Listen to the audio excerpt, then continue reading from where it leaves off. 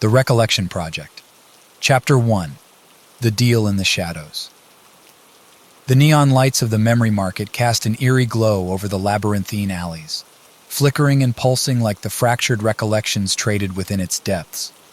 Anya moved through the throng with purpose, her cynical gaze flicking from one memory booth to the next, assessing the wares on display.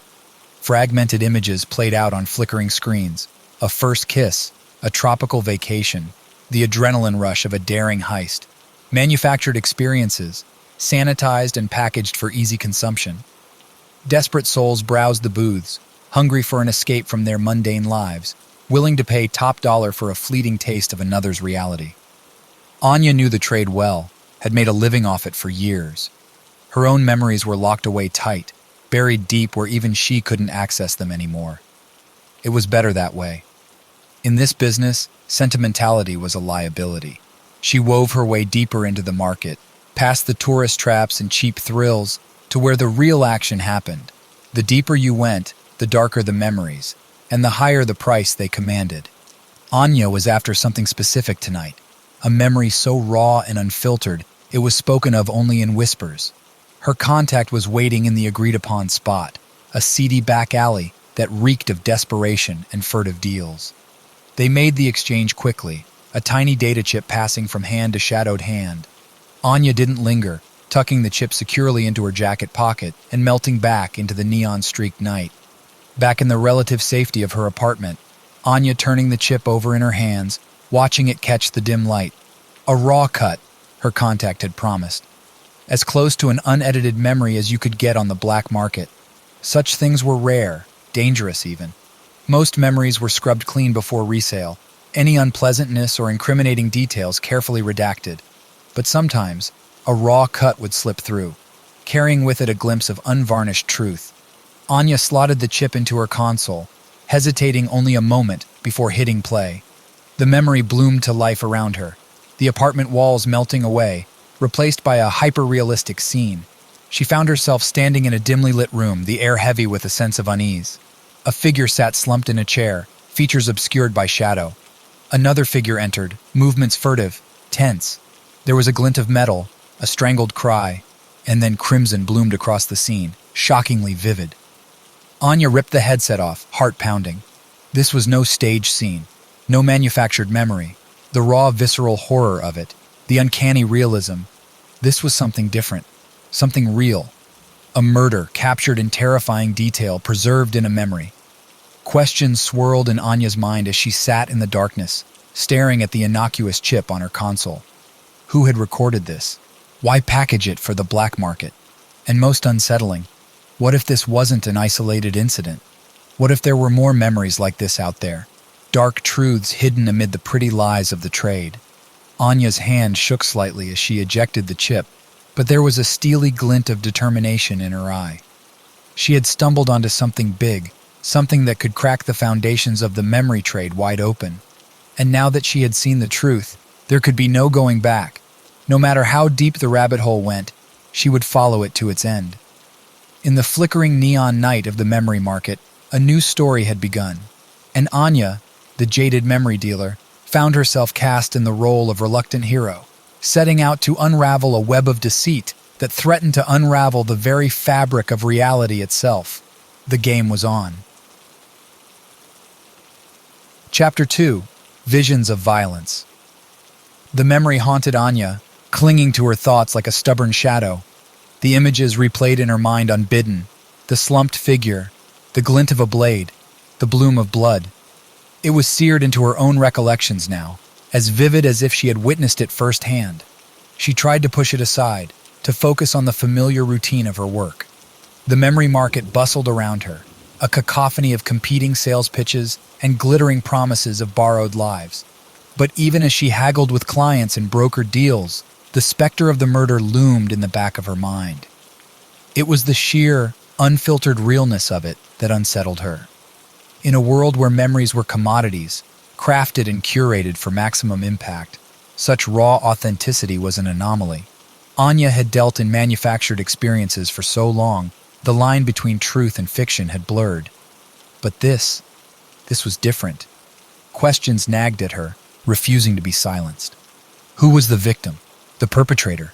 What circumstances could drive someone to capture such a brutal act and release it into the black market ether? The implications made her head spin. She found herself analyzing the memory over and over, scouring it for clues like a detective at a crime scene. The room nondescript and shadowed. The figures, faces obscured. The precise, almost methodical nature of the violence. It was both foreign and chillingly familiar. As she delved deeper, a creeping sense of paranoia set in. Anya began to see shadows everywhere, potential threats lurking in every alleyway of the market. She could swear she was being watched, the prickling sensation of unseen eyes tracking her every move. Was she imagining it? Or had her meddling with the murder memory drawn unwanted attention? The thought sent a chill down her spine. In the seedy underbelly of the memory trade, dangerous secrets seldom stayed buried for long. Anya knew she was out of her depth, playing with forces beyond her understanding. But she couldn't let it go. The memory had opened a door into a hidden world, one of unvarnished truth and dark deeds. And now that she had glimpsed what lay behind the veil, she was driven by a bone-deep need to see it through. She started to pull on threads, calling in favors from contacts across the market. Hushed conversations in shadowed booths, cryptic data exchanges in flickering neon alleys. Each whispered lead, each scrap of information, only served to deepen the mystery, hinting at a larger conspiracy at play. The name began to surface in furtive murmurs. The Redactors, a shadowy collective, spoken of only in rumor and speculation. They were said to be the true power behind the memory trade, the unseen hands that shaped the narrative of reality itself. Anya had always dismissed such talk as paranoid ramblings, the fever dreams of memory junkies strung out on too many black market implants. But now, with the specter of genuine murder looming over her, the whispers took on a chilling plausibility. Were the Redactors real? And if so, what role did they play in the grim tableau she had witnessed? The questions burned in Anya's mind, consuming her waking thoughts and haunting her dreamless sleep. She knew she was treading on dangerous ground, that every step took her deeper into a labyrinth of secrets and lies. But the die was cast. The memory dealer had become the hunter, driven by an obsessive need to uncover the truth, no matter the cost. In the flickering shadows of the memory market, Anya set out to unravel the mystery, to pull back the curtain on the dark machinations that lurked beneath the surface of her world. She didn't know where the path would lead her, only that there could be no turning back. The game was afoot, and the stakes were higher than she could possibly imagine. Chapter 3. Trace of the Redactors. Anya's investigation moved from the ethereal world of memories into the gritty reality of the city streets. She prowled the neon-lit alleys and shadowed corners, chasing down leads with a single-minded intensity that bordered on obsession. The name she had heard whispered in the market, the Redactors, became her guiding star, the elusive thread she sought to unravel. But solid information was frustratingly scarce. The Redactors, if they existed at all, were phantoms, leaving only the barest traces of their presence. Anya leaned hard on her network of contacts, calling in every favor she'd accrued over her years in the memory trade. She shook down black market dealers, cornered elite clientele, even braved the treacherous depths of the dark web, scouring for any scrap of intel. Piece by fragmented piece, a picture began to emerge. Whispers of a hidden cabal, operating in the shadows of the memory industry. Rumors of advanced technology, allowing for the seamless manipulation of human recollection. Hints of a far-reaching conspiracy, tendrils extending into the highest echelons of power. But for every answer Anya uncovered, a dozen new questions bloomed in its place. Who were the Redactors really? What was their endgame? And what connection, if any, did they have to the brutal murder memory that had set her on this path? The deeper she dug, the more dangerous the game became. Anya found herself dogged by a creeping sense of paranoia, a constant prickling at the back of her neck. She took to moving through the city like a ghost, sticking to the shadows, always watching her back. Her caution proved justified when she narrowly avoided an accident, a runaway hover taxi that nearly crushed her against a neon-lit alley wall. Heart pounding, Anya stared at the twisted wreckage, the acrid smell of burning electronics sharp in her nostrils. This was no coincidence. Someone wanted her off the board. The brush with death only served to harden Anya's resolve. She was onto something, something big. And now she knew she wasn't the only one on the hunt. The redactors, whoever they were, had taken notice of her meddling. The game had escalated. But Anya was no stranger to danger. She'd cut her teeth in the lawless wilds of the memory market, had stared down corporate thugs and cybernetically enhanced enforcers. She wouldn't be cowed by shadowy threats or near-miss accidents.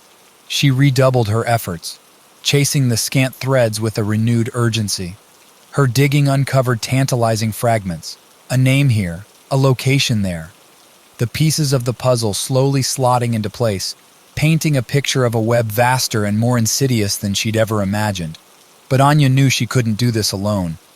As much as it galled her independent spirit, she needed allies. Someone with the skills and resources to help her navigate the treacherous waters she found herself in. Her mind turned to Kai, the young memory thief with a penchant for grand gestures and risky plays. They had crossed paths before, their agendas sometimes aligning, sometimes clashing. He was impulsive, idealistic to a fault, but he had connections in places Anya couldn't reach, and a talent for acquiring information that bordered on the preternatural. It went against every instinct Anya had to reach out, to invite another into the dangerous game she found herself embroiled in. Trust was a luxury she could rarely afford, and alliances in her world were ever-shifting things. But she was out of options, and time was a luxury quickly running out. So, with a heavy heart and a gut clenched tight with trepidation, Anya made the call. The die was cast, the players assembling on the board. In the flickering neon shadows of the city, the hunt for the truth continued, a desperate race against hidden foes, and the ticking clock of fate. Little did Anya know, as she arranged the fateful meeting with her erstwhile ally, that the game was about to take a turn, plunging her ever deeper into a labyrinth of secrets and lies. The redactors were watching, their plans in motion, and the memory dealer would soon find herself at the heart of a storm beyond her wildest imaginings. Chapter 4. Memory Thieves and Broken Trust. The rendezvous point was a nondescript back room in a seedy bar, the kind of place where the neon lights flickered and the air hung heavy with the acrid stench of stale booze and desperation. Anya sat in a shadowed booth, fingers drumming a restless beat on the grimy tabletop, every nerve strung tight with tension, as she waited for her erstwhile ally to arrive. Kai made his entrance with characteristic flair, the door banging open to admit a swirl of neon-streaked night and the lithe figure of the young memory thief. He moved with a cocky swagger, all wiry limbs and sharp edges, a mocking half-smile playing about his lips as he slid into the booth opposite Anya. Well, he drawled, eyebrows raised in mock surprise. The great Anya, reaching out for little old me, must be serious. Anya bit back a sharp retort, swallowing her pride with an effort. She needed Kai's help, much as it galled her to admit it. The memory thief was a wild card, his motives always shifting, his loyalties never certain. But he had skills and connections that could prove invaluable in her hunt for the truth. I need your help, she said bluntly, cutting straight to the heart of the matter. I'm onto something big, something that could blow the lid off this whole rotten memory trade. Kai leaned forward, interest kindling in his dark eyes. I'm listening. Anya hesitated, instincts warring with necessity. Trust was a rare and fragile thing in their world, and the information she held was dangerous in the wrong hands. But she was out of options, and time was running short. I came across a memory, she said slowly, each word measured and careful. A murder, raw, unfiltered, like nothing I've ever seen on the market. Kai's eyebrows shot up, genuine surprise registering on his angular features. A raw cut of a real murder? Damn, Anya, that's heavy. It gets worse, Anya continued grimly. I think it's connected to something bigger. A conspiracy, maybe. I keep hearing whispers of a group called the Redactors. At the mention of the name, Kai stiffened, his easy nonchalance evaporating like mist under the harsh glare of the bar's neon lights. The Redactors? Anya, you're messing with some serious shit here. Anya leaned forward, eyes intent. So you've heard of them? Kai shook his head, a rueful twist to his lips. Heard of them? Yeah, you could say that.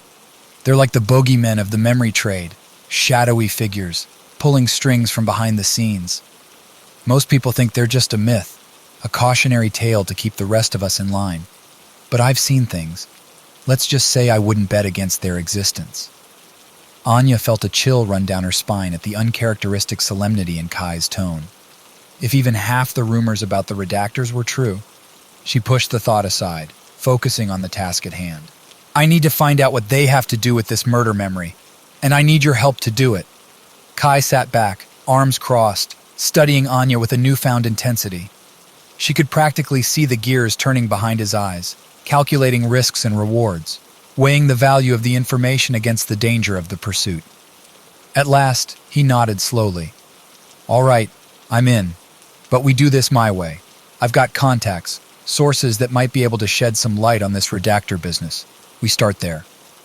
Anya hesitated, instincts screaming caution. Trusting Kai was a risk, a leap of faith in a world where faith was often repaid with betrayal. But what choice did she have? She was in too deep to back out now, the scent of the truth too tantalizing to ignore. "Okay," she said at last, the word feeling like a seal on a devil's bargain. "We do it your way, for now." Kai flashed her a quick knife-edged grin, all reckless charm and barely leashed danger. "Excellent. Trust me, Anya, this is going to be the adventure of a lifetime." The memory thief sprung up from the booth, a coiled spring of barely contained energy. "Let's ride. Time to go dig up some dirt on our shadowy friends." Anya rose to follow, a mingled sense of trepidation and excitement thrumming in her veins. She was stepping off a cliff, plunging into unknown waters with only the mercurial Kai as her guide. But the die was cast, the game in motion. As the unlikely pair slipped out into the neon-washed night, Anya couldn't shake the feeling that she had just set events in motion that would change the course of her life, and perhaps the very fabric of their reality, forever. The secrets of the redactors beckoned, a siren song luring her ever deeper into the shadows, and Anya, for better or worse, had no choice but to follow. Chapter 5. Raid on the Black Market. The plan was audacious, risky as hell, and so quintessentially Kai that Anya couldn't help but feel a grudging spark of admiration. The young memory thief had a gift for the grand gesture, for the bold play that bordered on suicidal. It was a trait that had served him well in the cutthroat world of the memory trade, but one that filled Anya with a creeping sense of unease.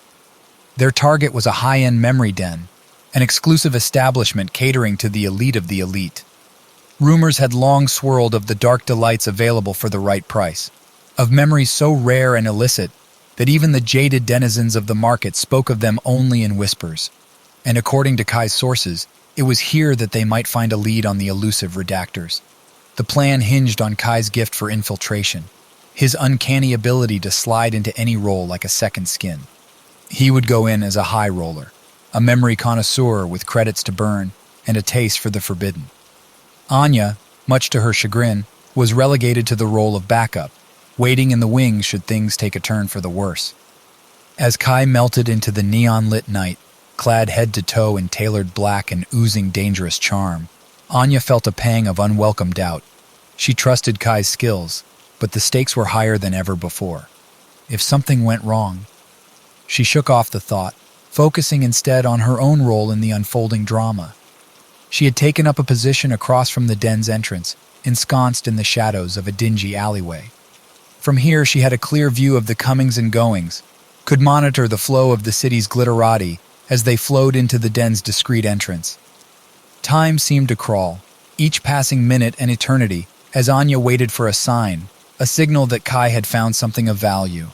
The near silence of the alley was broken only by the distant thrum of the city, the muffled pulse of music spilling from the den's walls.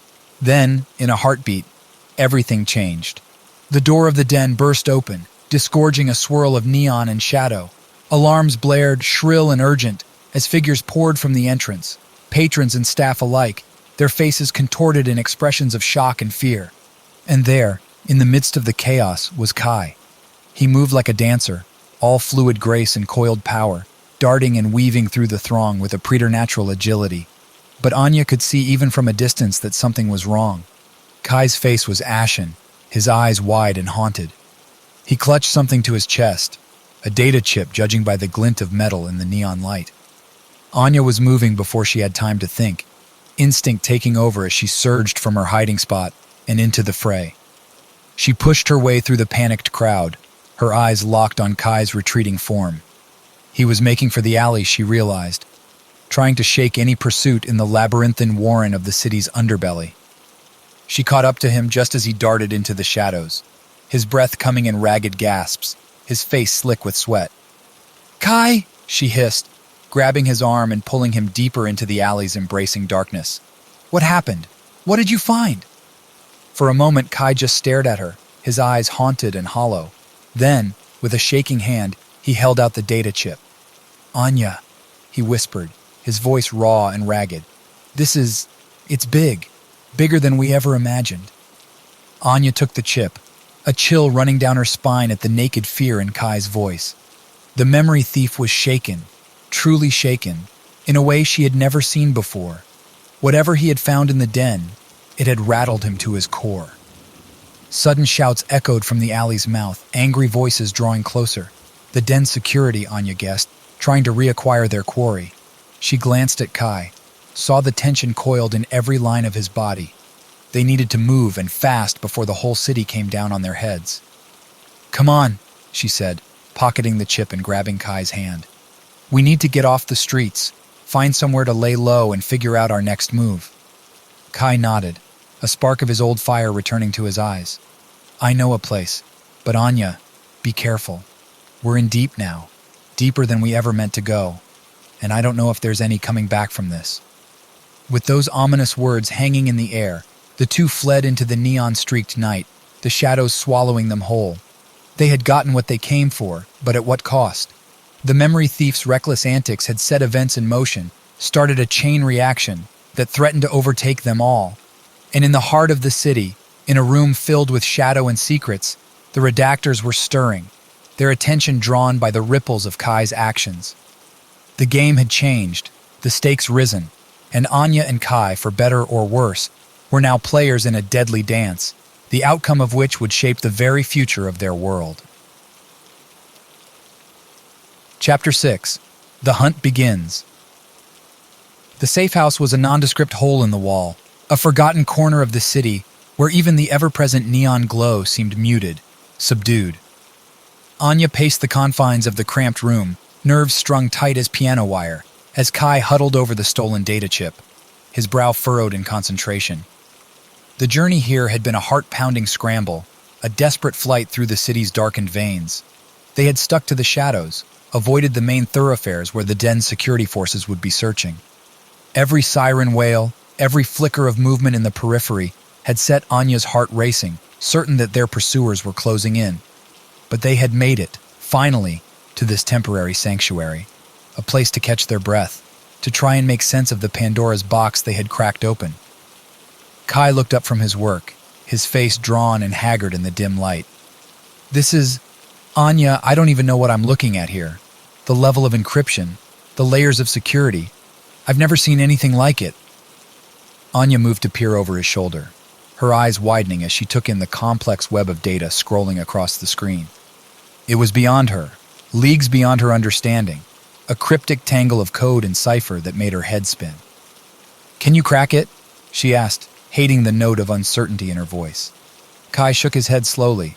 "Not here. Not with the gear I have. This is beyond military-grade encryption. We'd need a top-of-the-line rig, bleeding-edge decryption algorithms to even have a chance." Anya bit her lip, a sinking feeling in the pit of her stomach. They had risked everything, put their lives on the line for this data. The thought that it might be beyond their reach, that the answers they sought could be forever locked behind an unbreakable wall of code, was almost too much to bear. But before she could voice her fears, Kai spoke again, a glimmer of his old mischief sparking in his eyes. "Lucky for us, I know just the place, and just the person who can help us." Anya raised an eyebrow, a flicker of hope kindling in her chest. "Who?" Kai grinned, a flash of white in the dimness. "An old friend, goes by the name of Elias. Used to be a big shot in the memory game before he got out. If anyone can crack this code, it's him." Anya frowned, a nagging sense of familiarity tugging at the back of her mind. Elias. The name rang a bell, a memory just out of reach, but there was no time to dwell on it now. If Kai said this Elias could help them, then that was their next move. "Okay," she said, squaring her shoulders. How do we find him? Kai's grin widened. Oh, that's the easy part.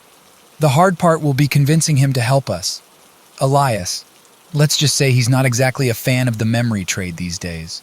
It'll take some persuading to bring him on board. Anya nodded, her mind already racing ahead, plotting and planning.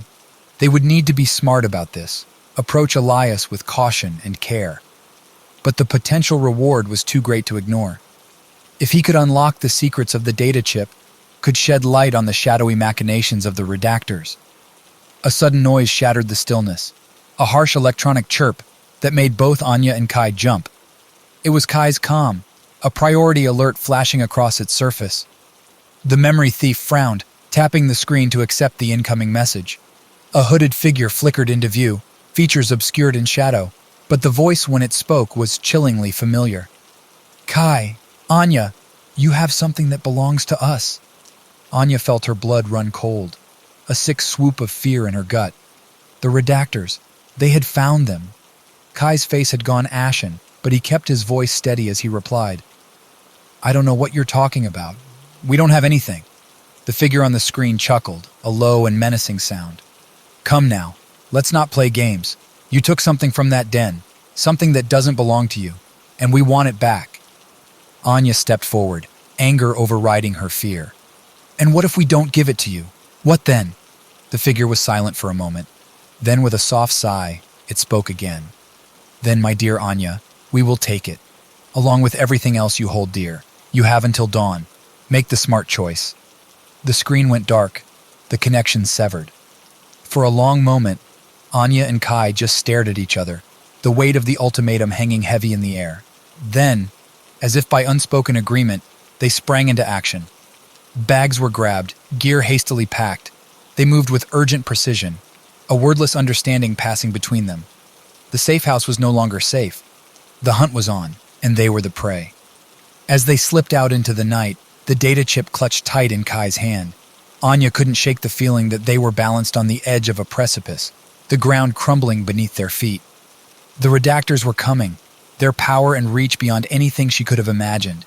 And their only hope, the only chance to stay one step ahead of the gathering storm, lay with a ghost from Kai's past. A man named Elias, who might hold the key to unlocking the secrets that could change everything. The city stretched out before them, a neon-lit labyrinth full of shadows and secrets. Somewhere in its depths, answers waited. Answers, and perhaps, if they were very lucky, a way out of the nightmare they found themselves plunged into. But as they melted into the night, the specter of the redactors loomed large, a dark shadow reaching out to ensnare them.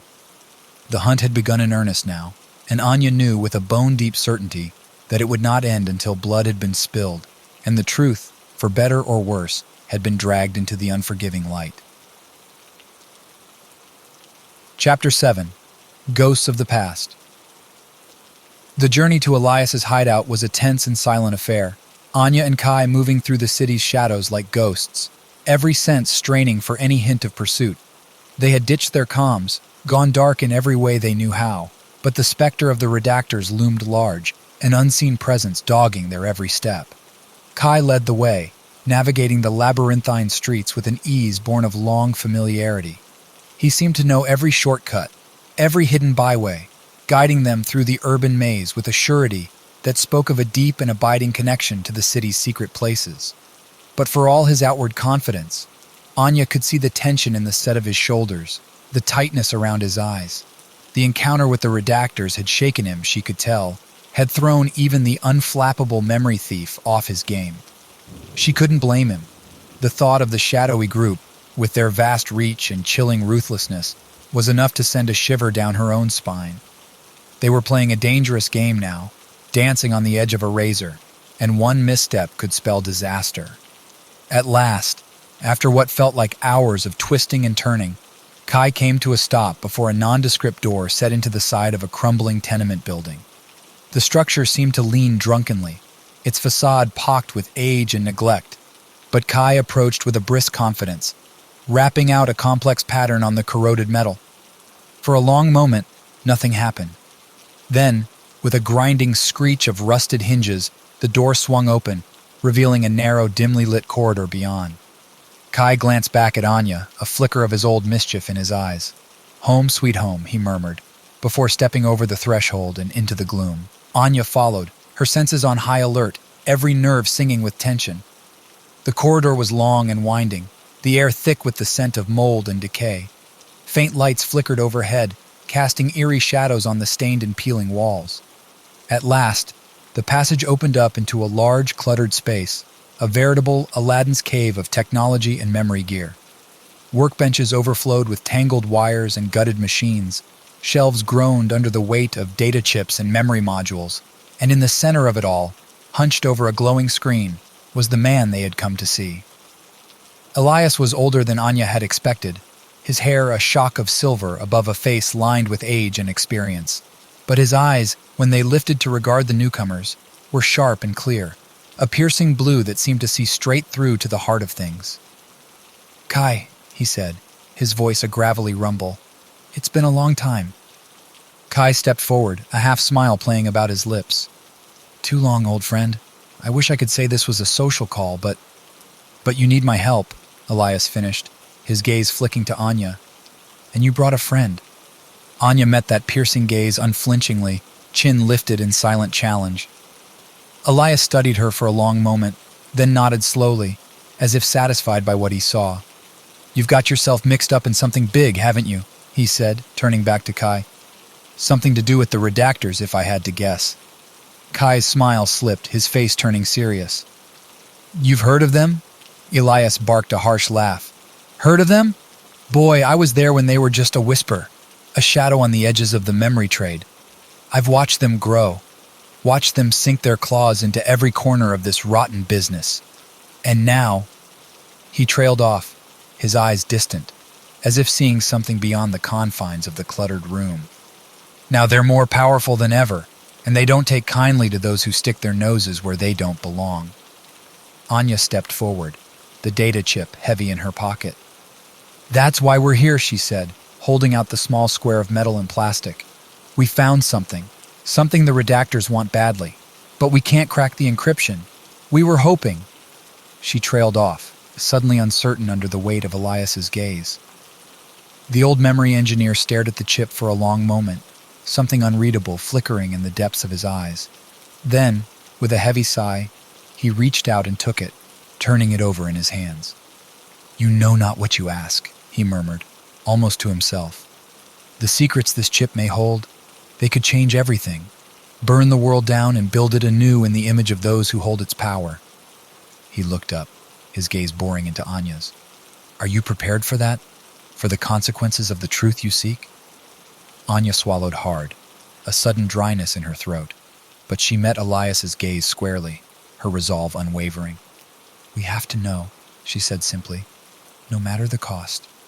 Elias held her gaze a moment longer, then nodded slowly. "Very well," he said, turning to the bank of equipment behind him. "Let's see what secrets your little treasure holds." And with that, he set to work, his fingers flying over the keys, lines of code scrolling across the screens in an incomprehensible blur.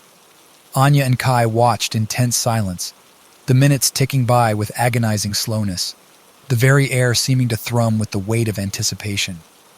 At last, after what felt like an eternity, Elias sat back, a grim satisfaction on his weathered face. "It's done," he said, his voice tight. "And you were right. This is big, bigger than you could possibly imagine." He tapped a key, and the main screen flared to life, a complex web of data unfurling across its surface. Anya leaned in, her heart pounding, trying to make sense of the dizzying array of images and text. And then, with a sudden, sickening lurch, it clicked into place. The scope of it, the sheer, staggering enormity of what she was seeing, it took her breath away. "This is—" she breathed, her voice barely above a whisper. "This is everything. The redactors, the memory trade, all of it. It's all connected." Kai was silent, his face ashen as he stared at the screen. Elias just nodded, a grim set to his jaw. "The Recollection Project," he said, the words heavy with foreboding. "A memory manipulation program on a scale we can barely conceive. Reshaping history, altering the very fabric of our collective reality. And at the heart of it all—" He tapped a key, and a single image filled the screen.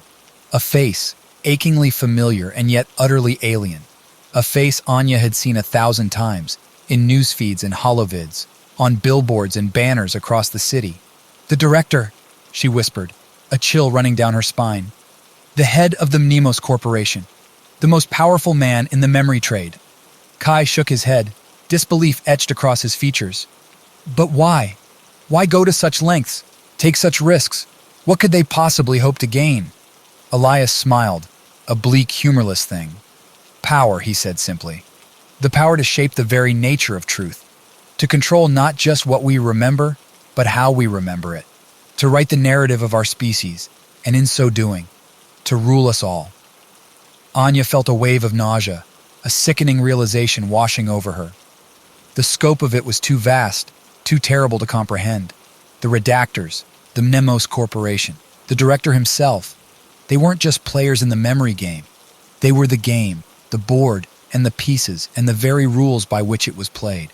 And she and Kai, they were nothing. Pawns, to be moved and sacrificed at will. Insects, scrabbling at the edges of a web they could barely begin to understand. But even as despair threatened to engulf her, Anya felt a flicker of something else. A stubborn, defiant spark kindling in her heart. They had the truth now, or a piece of it at least. And that truth, dangerous and terrible as it was a weapon. A weapon they could use, if they were brave enough, if they were strong enough, to fight back against the tide of lies and manipulations that threatened to drown them all. She looked at Kai, saw the same realization, the same determination, flickering in the depths of his eyes. They were in this together now, come what may. Two small, fragile human beings, standing against the might of a conspiracy that sought to reshape the very nature of reality. It was a daunting prospect, a terrifying one, but it was also, in a strange, exhilarating way, a chance to make a difference, to strike a blow for truth and freedom in a world that had forgotten the meaning of both. Anya took a deep breath, squaring her shoulders, a new resolve settling over her like armor. "All right," she said, her voice steady. "What's our next move?" Elias regarded her for a long moment, something like respect kindling in his eyes. Then, with a weary sigh, he turned back to the screen, the secrets of the Recollection Project glowing in the dimness. "Now," he said grimly, "we plan, we prepare, and when the time is right, we fight. For the truth, for our freedom, for the very soul of our world." And in that moment, in that cluttered, shadowed room, with the weight of a terrible truth hanging heavy in the air, a new chapter began. A chapter of resistance, of defiance, of a desperate last-ditch battle against the forces that sought to control the very nature of human memory. It would be a long fight, a hard one, with no guarantee of victory, but Anya and Kai, and the unlikely ally they had found in Elias, they would face it together. For in the end, when all the lies had been stripped away, when all the manipulations had been exposed to the cold light of truth, what else was there but to stand and fight and hope? The Recollection Project loomed large, a vast and terrible machine grinding away at the very foundations of their world. But they had taken the first step, had dared to pull back the curtain and glimpse the ugly truth that lay behind. And now, there could be no turning back, only forward, into the unknown, into the heart of the conspiracy that threatened to consume them all. It was a daunting prospect, but it was also, in a strange, exhilarating way, the only path that mattered, the only fight worth fighting. And fight they would, to their last breath and beyond. For the truth, for their world, for the very nature of what it meant to be human, in a reality where even memory itself could no longer be trusted. The game was afoot, and the players, at long last, were ready to make their moves. Chapter 8. Shadows in High Places. The Monaco skyline glittered like a jeweled tapestry, the neon and chrome of the city's towering spires casting a kaleidoscope of color across the night sky. It was a sight to take the breath away, a dazzling display of wealth and power, of the unimaginable riches that flowed through the veins of the global elite. But Anya, standing on the balcony of the lavish penthouse suite, felt only a cold, creeping dread, a sense of unease that no amount of glitz and glamour could dispel. They had come to Monaco on Elias's advice, chasing a lead that promised to take them into the very heart of the Recollection Project's web of influence. A high society gala, a glittering affair attended by the cream of the world's power players, and, if their information was correct, by key members of the Nemos Corporation's inner circle. It was a risky gambit, a desperate ploy to infiltrate the ranks of the enemy and ferret out the secrets they so jealously guarded. But it was also, Elias had argued, their best chance to strike a blow against the conspiracy, to gather the intelligence they needed to mount a true resistance. And so, heart in her throat and nerves strung tighter than piano wire, Anya had allowed herself to be transformed, to be primped and polished and molded into the very image of the sleek, sophisticated memory dealer, oozing charm and confidence as she worked the room, letting the lies and the false smiles flow like honey from her lips. It was a role she knew well, a mask she had worn countless times in the cutthroat world of the memory trade. But never before had the stakes been so high, the consequences of failure so dire. She could feel the weight of the hidden recording devices strapped to her body, the tiny cameras and microphones that Elias had painstakingly crafted, designed to capture every whispered conversation, every furtive glance and guarded secret. They were the keys to unlocking the truth, the tools that would allow them to peer behind the veil of lies and deception that shrouded the Recollection Project in mystery. But even as she played her part, even as she charmed and flattered and coaxed the secrets from the lips of the powerful and the privileged, Anya couldn't shake the sense of impending doom, the feeling that they were dancing on the edge of a precipice, one misstep away from disaster. For the people she moved among, the glittering, glamorous elite of the global power structure, they were not to be underestimated. They were the true masters of the game, the ones who pulled the strings and made the world dance to their tune. And if they were to discover her true purpose, to catch even the faintest whiff of the rebellion brewing in the shadows. Anya shuddered, a chill running down her spine despite the warm Mediterranean breeze that caressed her skin. The price of failure was too terrible to contemplate, the consequences too devastating to bear. But even as fear threatened to engulf her, even as doubt and uncertainty gnawed at her very soul, Anya clung to the one thing that kept her going, the one beacon of hope in a sea of darkness and despair. The truth. The simple, unvarnished truth. The reality that lay beneath the layers of lies and manipulations, the fabrications and the falsehoods that the Recollection Project had woven over the world like a suffocating blanket. It was a truth that burned within her, a flame that refused to be extinguished no matter how hard the winds of oppression might blow. And it was that truth, that stubborn, defiant conviction, that gave her the strength to keep going, to keep fighting even in the face of overwhelming odds. For she knew, with a certainty that went beyond mere belief, that the truth was worth fighting for, that the right to remember, the right to know the reality of one's own experiences, one's own history, that was a right worth dying for. And so, as the glittering gala swirled around her, as the laughter and the clinking of champagne glasses filled the air with a brittle, hollow joy, Anya steeled herself for the battle to come. She would play her part, would smile and charm and deceive with the best of them, but all the while, her heart would be fixed on a higher purpose, her mind focused on the greater goal that drove her ever onward. The truth, the fight for the very soul of the world, and the desperate, defiant hope that, somehow, against all odds, they might just prevail. The night wore on, a glittering whirl of music and laughter, of secrets whispered behind elegant fans, and deals struck in shadowed alcoves. Anya moved through it all like a ghost, her eyes and ears attuned to every nuance, every hint of the darker truths that lurked beneath the polished surface. She charmed and flattered, trading witty repartee with corporate magnates and memory moguls, all the while probing gently, subtly, for any scrap of information that might lead them closer to their goal. It was a delicate dance, a high-wire act of deception and misdirection. One false move, one careless word, and the whole house of cards would come tumbling down around them, exposing their subterfuge and putting them squarely in the crosshairs of the most powerful forces on the planet. But Anya was good at this game, had been playing it for longer than she cared to remember, and she had Kai and Elias at her back, watching from the shadows, ready to step in at a moment's notice should the need arise.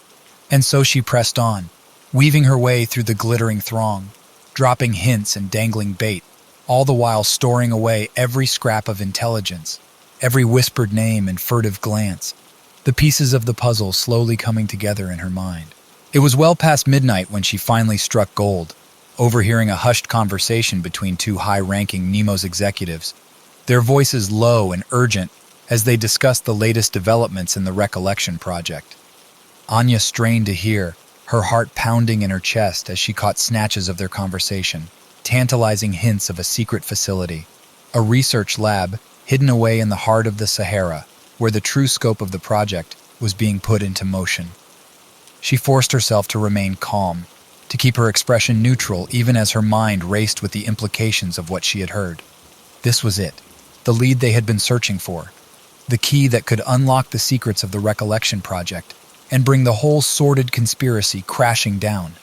But even as elation surged through her veins, Anya felt a sudden prickling sense of unease, a feeling of being watched, of eyes boring into her from across the room. She turned slowly, casually, her gaze sweeping the crowd, and froze, her blood turning to ice in her veins.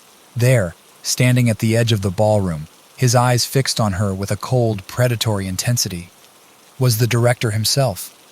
He was a tall man, lean and angular, with a face that might have been handsome if not for the utter lack of humanity in his eyes.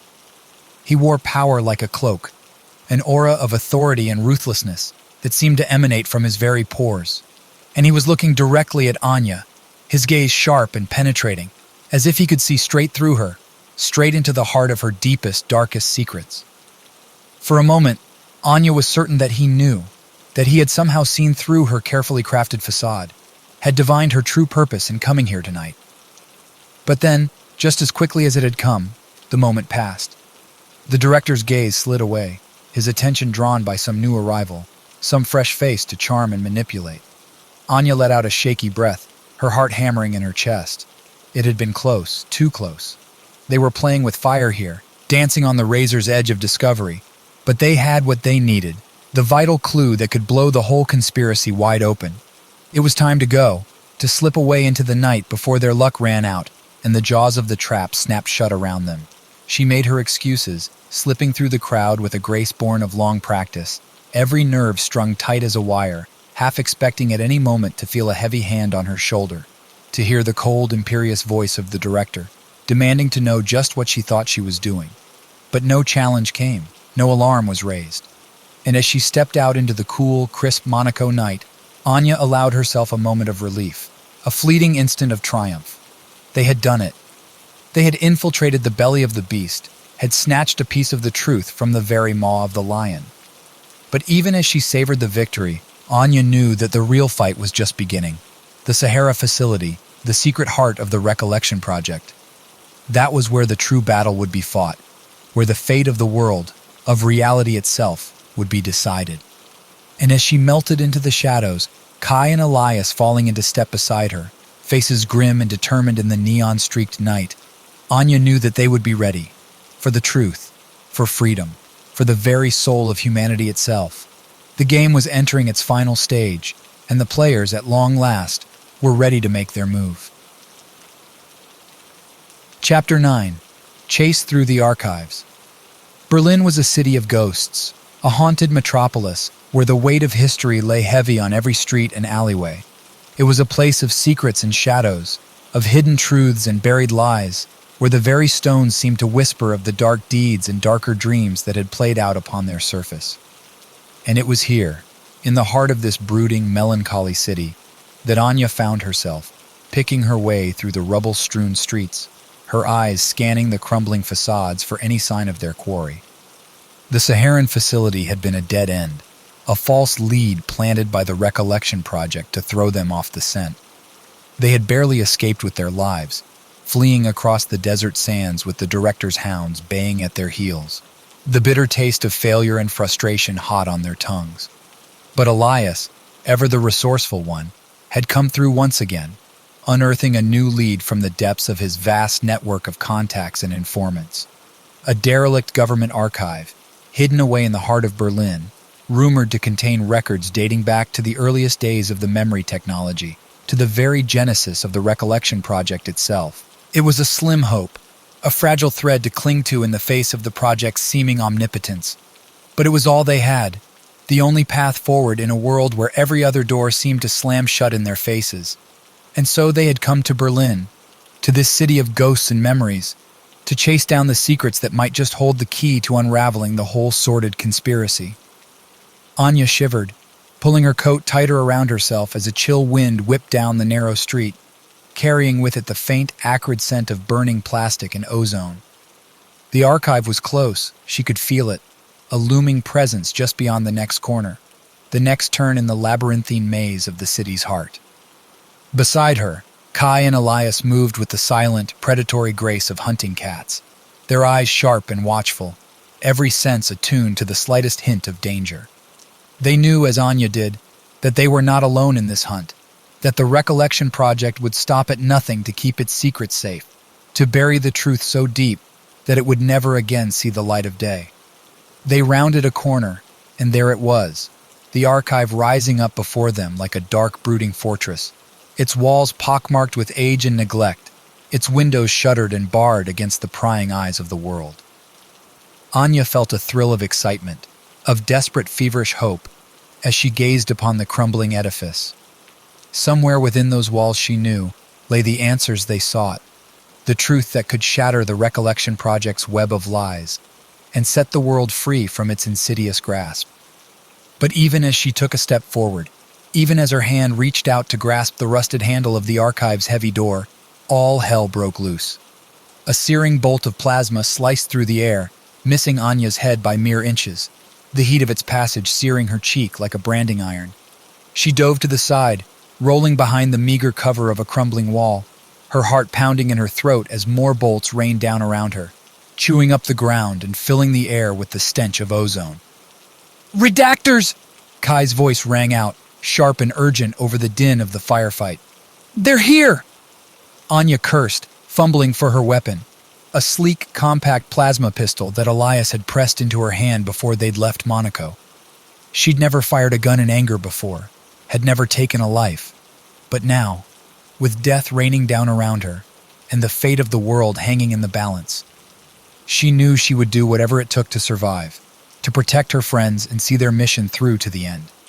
She popped up from behind the wall, squeezing off a few shots in the direction of their attackers, the pistol bucking and kicking in her hand like a living thing.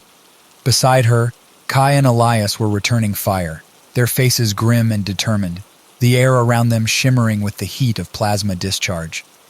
But the redactors were too many, too well-armed and well-trained. They advanced steadily, their weapons spitting death, their faces blank and impassive behind their mirrored visors. Anya felt despair rising up within her, a cold, creeping dread that threatened to engulf her very soul. They were outmatched, outgunned, with nowhere to run and nowhere to hide.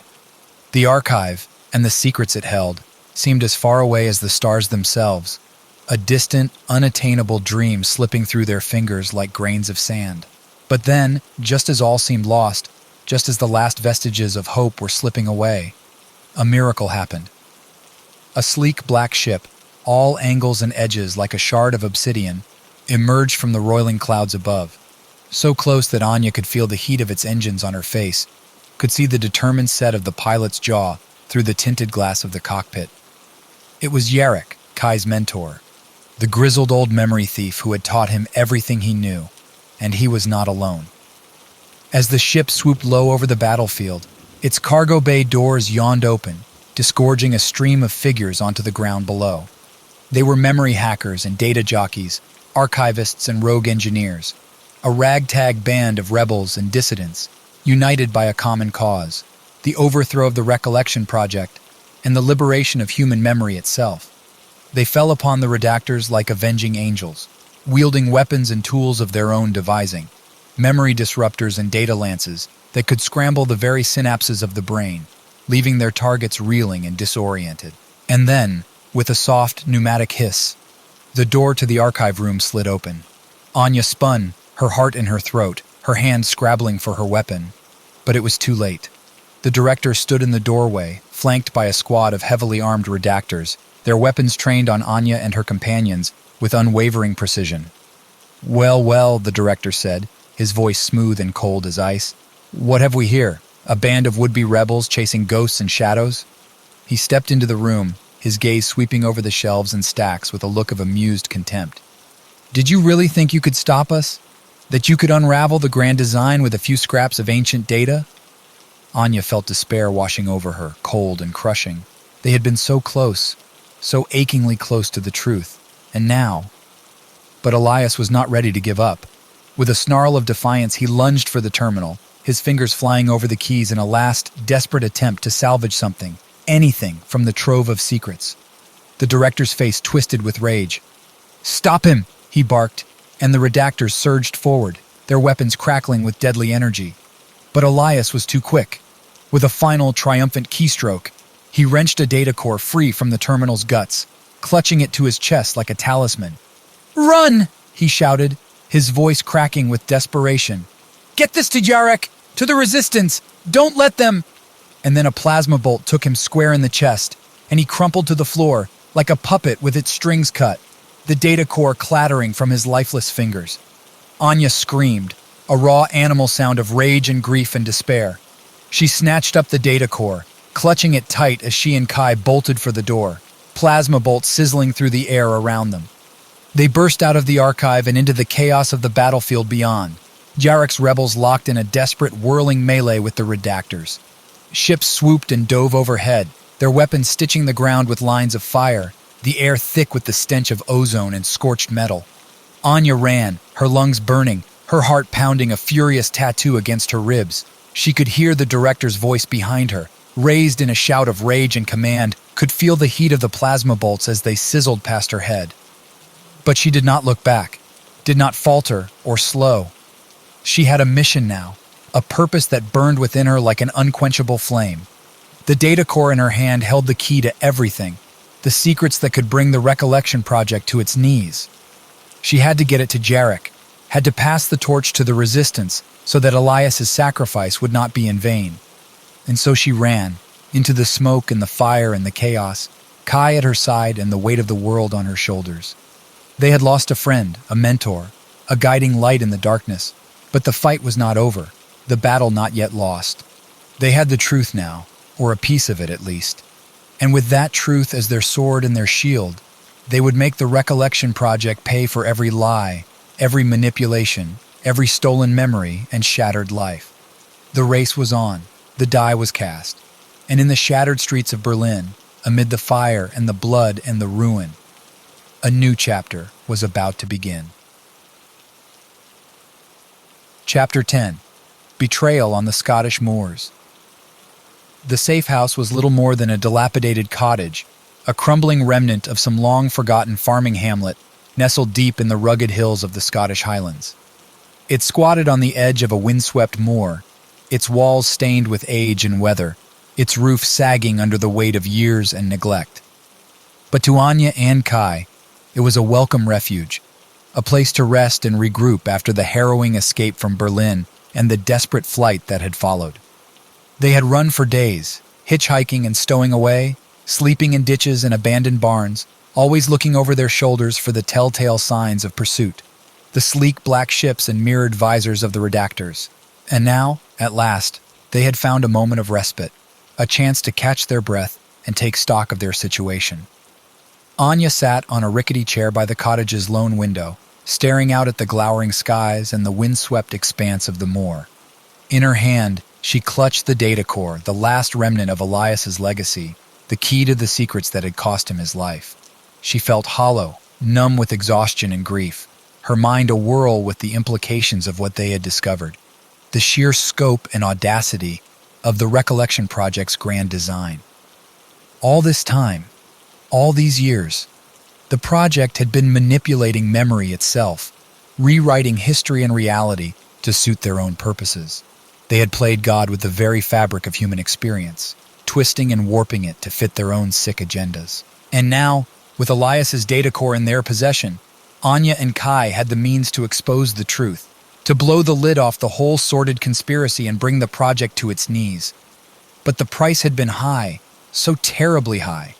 Elias was dead, cut down in the prime of his brilliance, his life snuffed out like a candle in the wind. And who knew how many others had fallen, how many brave rebels and dissidents had given their lives in the fight against the project's tyranny. Anya felt the weight of their sacrifice bearing down upon her, a crushing burden of responsibility and guilt. She had to make it mean something, had to ensure that their deaths had not been in vain. But how? The project was vast, its reach extending to every corner of the globe, its tendrils sunk deep into the very foundations of society. How could she and Kai hope to stand against such a colossus, to bring it toppling down with nothing but the truth as their weapon? As if sensing her thoughts, Kai looked up from where he was hunched over the cottage's battered kitchen table, poring over the files and documents they had managed to salvage from the archive. His face was drawn and haggard, the usual spark of mischief gone from his eyes, replaced by a grim, steely determination. "We'll find a way," he said, his voice soft but filled with a quiet conviction. "We have to. For Elias, for Yarrick and the Resistance. For every poor bastard who ever had their memories stolen or their lives rewritten by the project." Anya nodded, a faint spark of hope kindling in her chest. Kai was right. They had come too far, sacrificed too much to give up now. They had to keep fighting, had to find a way to get the truth out there, to rally the world against the project's insidious grip. But even as she opened her mouth to speak, even as she drew breath to give voice to her renewed determination, the cottage door burst open with a splintering crash. Anya leapt to her feet, her hands scrabbling for her weapon, her heart pounding a furious tattoo against her ribs. Beside her, Kai was already moving, his own gun drawn and leveled at the doorway, his face set in a mask of grim determination. But it was too late. The redactors poured into the cottage like a black tide, their weapons crackling with deadly energy, their mirrored visors reflecting the shocked, horrified faces of their prey. And at their head, his face twisted in a triumphant sneer, was the Enforcer. Anya felt her blood run cold, a sickening swoop of dread in the pit of her stomach. The Enforcer, the director's right hand, the cold, implacable instrument of the project's will. If he was here, if he had found them, well, the Enforcer said, his voice a silken purr, dripping with malice. "What have we here? The little birds, caught at last in their nest." He stepped forward, his gaze flicking contemptuously over the shabby confines of the cottage, the scattered papers and flickering screens. "And what's this? The great secret? The grand revelation that was supposed to bring the project to its knees?" He smiled, a cold, cruel twist of the lips. "I'm afraid you'll have to do better than that, my dears. The Recollection Project is not so easily toppled." Anya felt a surge of desperate defiance, a wild, reckless courage welling up within her. She raised her gun, her finger tightening on the trigger, a snarl of rage and defiance on her lips. But the Enforcer was faster. His hand snapped out, quick as a striking snake, and Anya felt a white-hot lance of pain sear through her wrist, her gun clattering to the floor from nerveless fingers. She dropped to her knees, clutching her ruined hand, a scream of agony tearing itself from her throat. Through a haze of pain and tears, she saw Kai lunge forward, his own weapon spitting fire, saw the redactors surge to meet him in a whirling melee of flickering plasma and crackling energy. But it was a futile gesture, a last, desperate stand against the inevitable. The Enforcer was too strong, his redactors too many and too well armed. In a matter of moments, it was over, Kai slumping to the ground in a boneless heap, his gun skittering away across the blood-slick floor. The Enforcer stood over them, his face a mask of cold, pitiless triumph. "And so it ends," he said softly, almost gently. "The grand rebellion, snuffed out like a candle in the wind." He reached down, plucking the data core from Anya's limp, unresisting fingers. "And with this," he murmured, turning it over in his hands, "the project's secrets will remain safe, its grand design unimpeded." Anya felt despair wash over her, cold and crushing. They had failed, all their struggles, all their sacrifices, for nothing. The project had won, and the world would remain forever in its clutches, its very memories and experiences shaped and molded to fit its twisted agenda. But then, through the haze of pain and defeat, Anya heard a sound, a soft muffled click, like the cocking of a gun. She looked up, her eyes widening in shock and disbelief. There, standing in the doorway, his face grim and set, was Kai. But how? He had been beaten, defeated, left for dead on the cottage floor. How could he be? And then, with a sickening lurch, Anya understood. The betrayal, the final twist of the knife. Kai was one of them, a redactor, a sleeper agent planted within the ranks of the resistance, a wolf in sheep's clothing. All this time, all their adventures and heartaches and triumphs, it had all been a lie, a sham, a carefully orchestrated dance to lead them to this moment. The enforcer turned, his face twisting in a snarl of rage and disbelief. "You!" he hissed, his hand scrabbling for his weapon. But Kai was faster. His gun barked once, twice, the shots deafeningly loud in the confined space of the cottage. The enforcer staggered back, his chest blooming with crimson, his face slack with shock and incomprehension. He slumped to the floor, his life's blood pooling beneath him in a spreading stain. And then, with a final rattling breath, he was gone. Anya stared at Kai, her mind reeling, her heart shattered into a million jagged pieces. "Why?" she whispered, her voice raw and broken. "Why would you? How could you?" Kai looked at her, his face a mask of sorrow and regret. "I'm sorry," he said softly, his voice heavy with a lifetime's worth of pain and guilt. "I never meant for it to come to this. I never meant to betray you." He took a step forward, his hand outstretched, the data core glinting in his palm. But it was the only way to get close to the project, to learn its secrets and its weaknesses, the only way to bring it down from within. Anya shook her head, tears streaming down her cheeks, her heart aching with a pain that went beyond the physical. "And us," she whispered brokenly. "Our friendship, our partnership, was that all a lie too?" Kai's face twisted with anguish, with a grief and a guilt that seemed to age him before her eyes. "No," he said softly, his voice cracking with emotion. "No, that was never a lie. You were the one thing in all of this that was real, the one bright spot in all the darkness and deceit." He took another step forward, his hand trembling as he held out the data core. "And that's why I need you to take this, to finish what we started, to bring the truth to light and the project to its knees." Anya stared at him, her mind awhirl with conflicting emotions, with rage and grief and a desperate, aching longing. She wanted to scream at him, to lash out with all the pain and betrayal that was tearing her apart inside. But she couldn't, because despite everything, despite the lies and the secrets and the shattered trust, a part of her still believed in him, still believed in the dream they had shared, the cause they had fought for.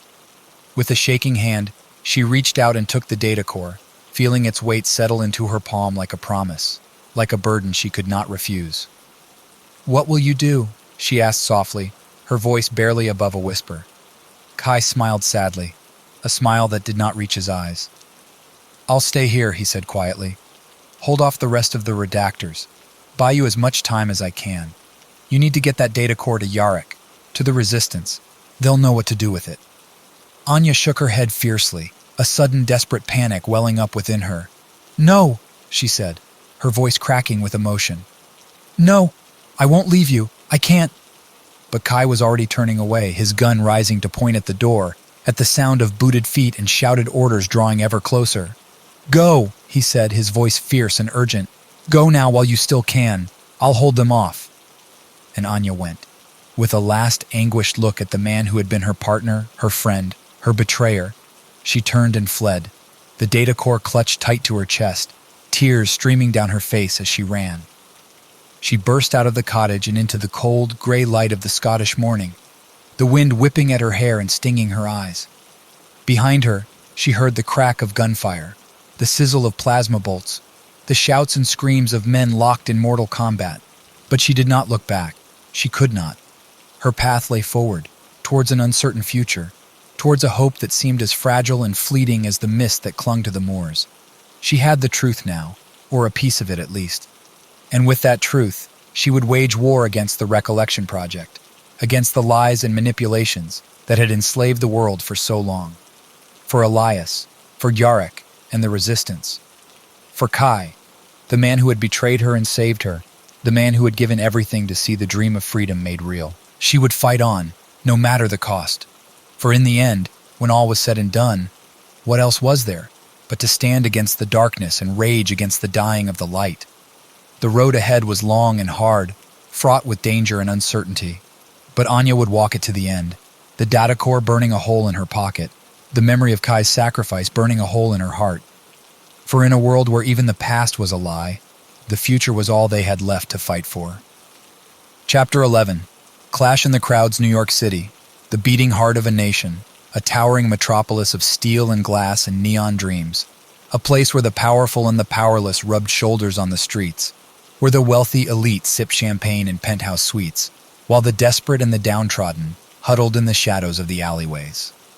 It was here, amid the teeming masses and the glittering spires, that Anya found herself, lost in the crush of humanity that thronged the streets, the data core burning a hole in her pocket like a talisman, like a promise of fire and blood and revolution. She had come to the city on the trail of whispers, following a thread of rumor and hearsay that had led her to a name, to a place. Yarek, the leader of the resistance, the man who had sent Kai to infiltrate the Recollection Project, to uncover its secrets and its lies. He was here, somewhere in this labyrinth of concrete and chrome, this jungle of humanity and hidden agendas, and Anya would find him, would deliver unto him the key to the project's undoing, the truth that had been bought with so much blood and sacrifice. But the city was vast, its secrets well guarded, and Anya was but one woman, alone and hunted in a world that had turned against her. She moved through the crowds like a ghost, her eyes constantly searching, her hand never far from the gun concealed beneath her jacket. Days turned into weeks, and still she searched, following leads that turned to dust in her hands, chasing shadows that vanished like smoke on the wind. The data core weighed heavy in her pocket, a constant reminder of the burden she carried, the trust that had been placed in her hands. And then, on a day like any other, in a place like any other, she found him. It was a rally, a gathering of the discontented and the disenfranchised, a sea of angry faces and raised fists thronging the steps of City Hall. Anya pushed her way through the crowd, her heart pounding, her eyes scanning the sea of humanity for the one face that mattered, the one man who could turn the tide of this war. And there, standing on a makeshift stage, his voice ringing out over the roar of the crowd, was Yarek. He was an imposing figure, tall and broad-shouldered, his face weathered by a lifetime of struggle and hardship. But his eyes burned with a fierce, undimmed fire, a passion for justice and freedom that set him apart from the common rabble, that marked him as a leader of men. Anya felt her heart leap in her chest, a sudden dizzying surge of hope and relief. She had found him. After all this time, all this searching, she had found the man who could make it all mean something, who could take the truth she carried and use it to set the world ablaze. She pushed forward, fighting her way through the press of bodies, her hand reaching into her pocket to close around the data core, to feel its reassuring weight against her palm. But even as she drew near to the stage, even as she opened her mouth to cry out Yarek's name, all hell broke loose. The crowd erupted into chaos, a sudden explosive surge of violence and confusion.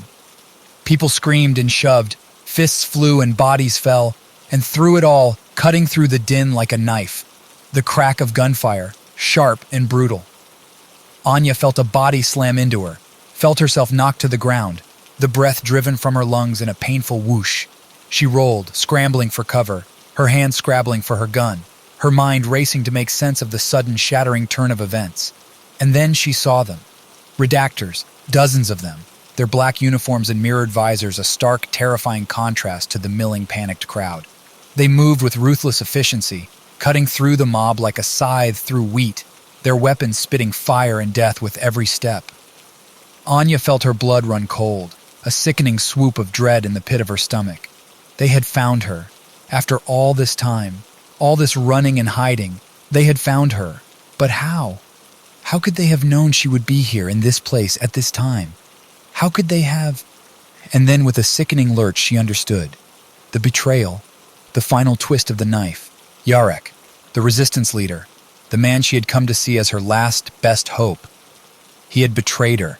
He had sold her out to the project, had led her into this trap like a lamb to the slaughter. Anya felt rage and despair well up within her, a black, bitter tide that threatened to overwhelm her, to drown her in its depths. All this time, all this struggle and sacrifice, for nothing, for a lie, a sham, a betrayal that cut deeper than any knife. But she could not afford to give in to despair, not now, not with the data core still burning a hole in her pocket, not with the truth still waiting to be told. She surged to her feet, her gun in her hand, her eyes scanning the chaos for a way out, for a path to freedom. And there, through the press of bodies and the haze of smoke, she saw him, Yarek, standing on the stage, his face a mask of cold, pitiless triumph, his eyes locked on hers with a cruel, mocking light. Anya felt a snarl of rage tear itself from her throat, a primal, animal sound of fury and betrayal. She raised her gun, her finger tightening on the trigger, her sights locked on the man who had betrayed her, who had betrayed everything she had ever fought for. But even as she prepared to fire, even as she drew in a breath to let fly with all the pain and rage and despair that boiled within her, a hand closed on her arm, yanking her back, spinning her around to face Kai. Battered and bloodied, his face haggard with exhaustion and pain, but alive, and here, in the heart of the chaos, the eye of the storm. "Anya!" he shouted, his voice raw and urgent over the din of the crowd. "We have to go! Now!" Anya stared at him, her mind reeling, her heart torn between fury and relief, between the desire to embrace him and the desire to put a bullet between his lying eyes. But there was no time for recriminations, no time for explanations or apologies. The redactors were closing in, their weapons raised, their faces blank and pitiless behind their mirrored visors. Kai grabbed her hand, his grip strong and sure, and together they ran, plunging into the chaos of the crowd, the data core burning a hole in Anya's pocket, the weight of the world bearing down upon their shoulders. They ran, and the city ran with them, the towering spires and neon dreams blurring into a kaleidoscope of color and sound, of hope and despair, and the desperate, defiant struggle for survival. And in the heart of the madness, in the eye of the storm, Anya held tight to Kai's hand, to the one anchor in a world gone mad, the one constant in a sea of lies and betrayal. For in the end, when all was said and done, what else was there but to stand together against the darkness, to fight for the truth, no matter the cost? The data core burned in her pocket, a promise and a curse, a key to a future that hung in the balance. And Anya knew, with a certainty that went beyond mere faith, that she would see this through to the end, whatever that end might be, for the truth, for the world, for the dream of freedom that burned in the hearts of all who dared to hope, to fight, to stand against the tide of lies and darkness. The road ahead was long and hard, fraught with danger and betrayal at every turn. But Anya would walk it to the end, hand in hand with the man who had been her betrayer and her savior, the one constant in a world of shifting shadows. And together, they would face whatever lay ahead, would stand against the project and all its works until the very end of all things. For in a world built on lies, the truth was the only thing worth fighting for. Chapter 12. Unveiling the Mastermind.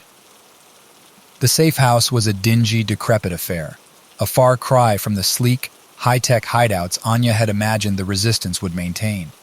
But then, she supposed, when one was fighting a shadow war against the most powerful conspiracy in history, one had to take what one could get. She sat on a battered couch, her elbows resting on her knees, her head in her hands. Beside her, Kai paced the room like a caged animal, his face drawn and haggard, his eyes haunted by the ghosts of the past. They had barely escaped the chaos of the city, had fought their way through the streets and alleyways, with the redactors hot on their heels, the sound of gunfire and screams echoing in their ears. But they had made it, had found this bolt hole in the heart of the urban jungle, a place to catch their breath and plan their next move, if there even was a next move. Anya felt a wave of despair wash over her, cold and crushing. Yarek's betrayal had cut deep, had shattered her faith in the cause, in the very idea of resistance. If even the leader of the rebellion could be bought, could be turned, what hope did they have of ever bringing the project to its knees? But even as the thought crossed her mind, even as the black tide of hopelessness threatened to engulf her, Kai spoke, his voice cutting through the gloom like a beacon in the night. "We can't give up," he said, his tone fierce and urgent. "Not now. Not after everything we've been through, everything we've sacrificed." Anya looked up at him, her eyes bleak and haunted. "But Yarek," she whispered, her voice cracking with emotion. "He betrayed us. He sold us out. How can we trust anyone? How can we—" Kai knelt before her, his hands gripping her shoulders, his gaze boring into hers with an intensity that took her breath away. "We trust each other," he said softly, his voice thrumming with conviction. "We trust in the truth, in the cause we fought for, and we trust in ourselves, in our own strength and our own resolve." He reached into his pocket, drawing out a small, battered data chip. "And we trust in this," he said, holding it up to the light. "The key to the project's undoing, the truth that will set the world free." Anya stared at the chip, her heart quickening in her chest. "Where did you get that?" she breathed, her voice barely above a whisper. Kai smiled grimly. "Swiped it off Jarek back at the rally. Figured it might come in handy if things went south." Anya felt a surge of hope, of desperate, wild elation. The data core, the key to the truth, it was still in their hands. Still a weapon they could wield against the project, against the lies and manipulations that had enslaved the world for so long. But even as she reached for the chip, even as her fingers closed around its battered casing, the door to the safe house burst open with a splintering crash. Anya leapt to her feet, her heart in her throat, her hands scrabbling for her gun. Beside her, Kai was already moving, his own weapon drawn and leveled at the doorway, his face set in a mask of grim determination. But it was too late. The redactors poured into the room like a black tide, their weapons crackling with deadly energy, their mirrored visors reflecting the shocked, horrified faces of their prey. And at their head, her face a mask of cold, pitiless triumph, was Mirabelle. Anya felt her blood run cold, a sickening swoop of dread in the pit of her stomach. Mirabelle, the memory market mogul, the woman who had been her rival and her nemesis for so long, the woman who, it seemed, had been playing a deeper game than any of them had ever suspected. Well, Mirabelle purred, her voice dripping with malice. "What have we here?" The last of the resistance caught like rats in a trap. She stepped forward, her eyes glittering with a cruel, predatory light. "And what's this?" she said, plucking the data chip from Anya's unresisting fingers.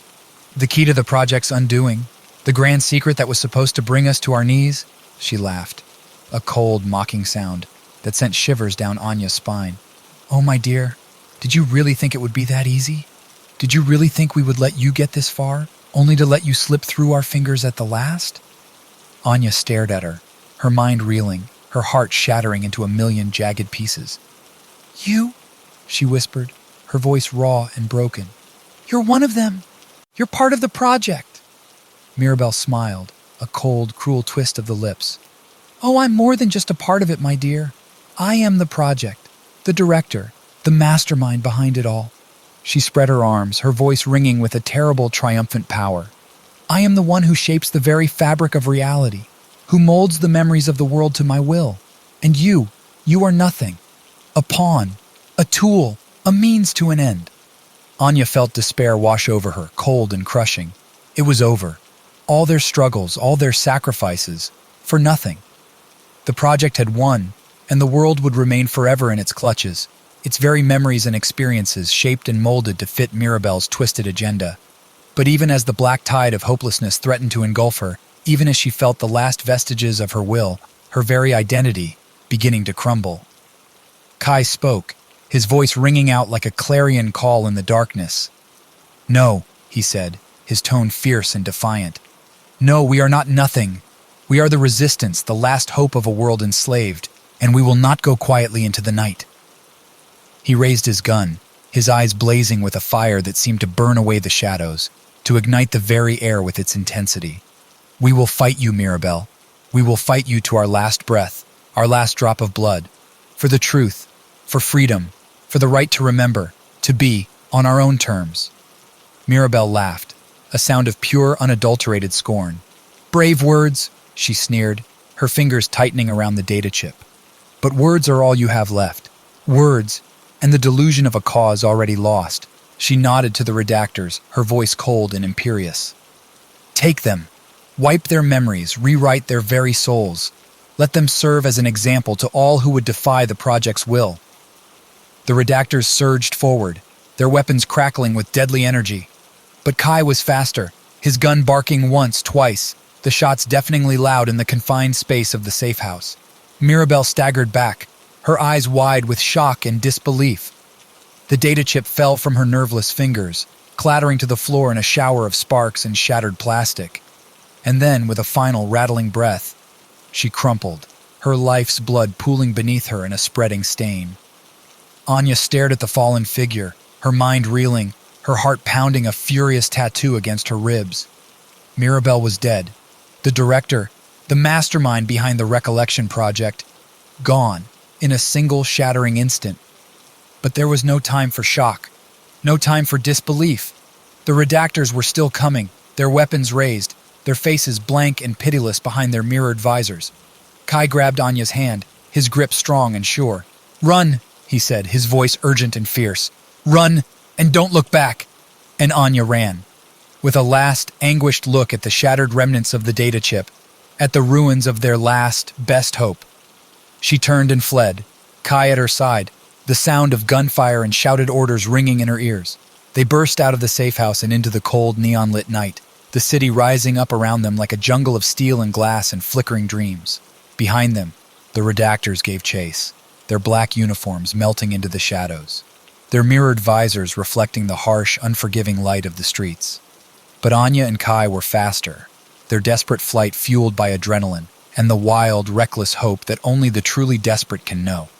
They plunged into the labyrinth of alleyways and side streets, their feet pounding against the pavement, their hearts hammering in their chests.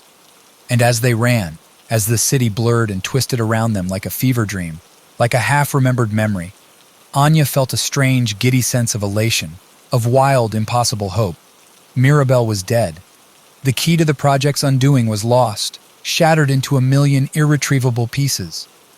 But they were alive and together, and fighting still, against all odds and all expectations. And that, in the end, was all that mattered. That was the one truth, the one constant in a world built on lies and manipulation. The bond between them, the fire that burned in their hearts, the unquenchable will to fight, to resist, to stand against the tide of darkness and despair. They would find another way, another path, another chance to strike a blow against the project and all its works. For the truth, for freedom, for the right to remember, to be, on their own terms. The road ahead was long and hard, fraught with danger and uncertainty at every turn. But Anya and Kai would walk it to the end, hand in hand, heart to heart. For in a world where even the past was a lie, the future was all they had left to fight for, and fight they would, to their last breath and beyond. The city rose up around them, a glittering maze of neon dreams and dark desires. And into that maze they plunged, two small, fragile human beings, standing against the might of a conspiracy that sought to reshape the very nature of reality. It was a daunting prospect, a terrifying one. But it was also, in a strange, exhilarating way, a beginning, a chance to start anew, to build something better from the ashes of the old.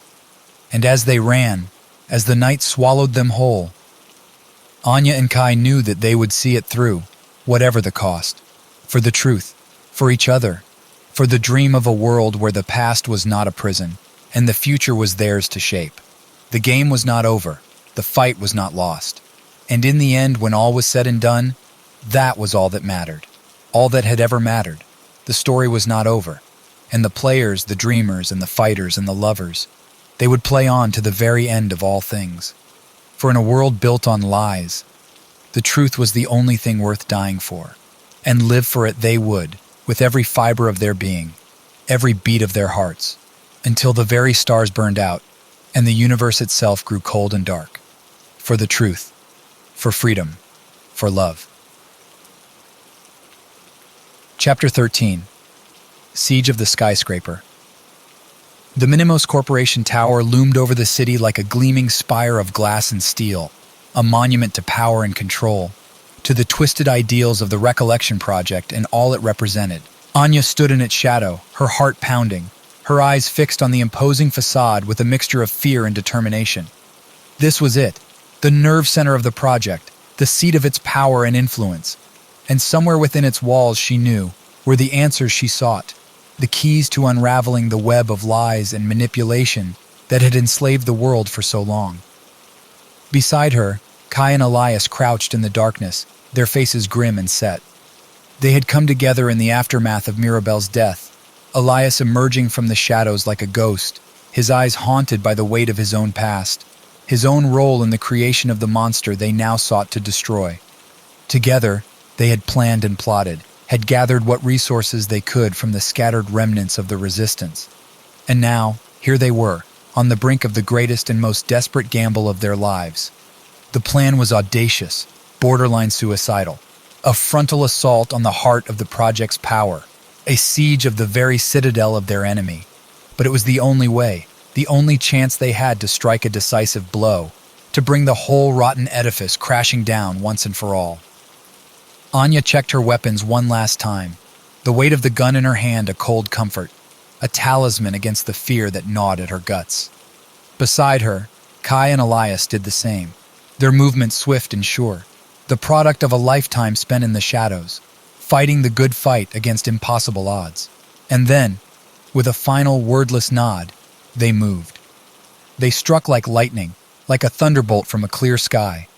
The guards at the tower's base never stood a chance, falling before the onslaught of the three rebels like wheat before the scythe.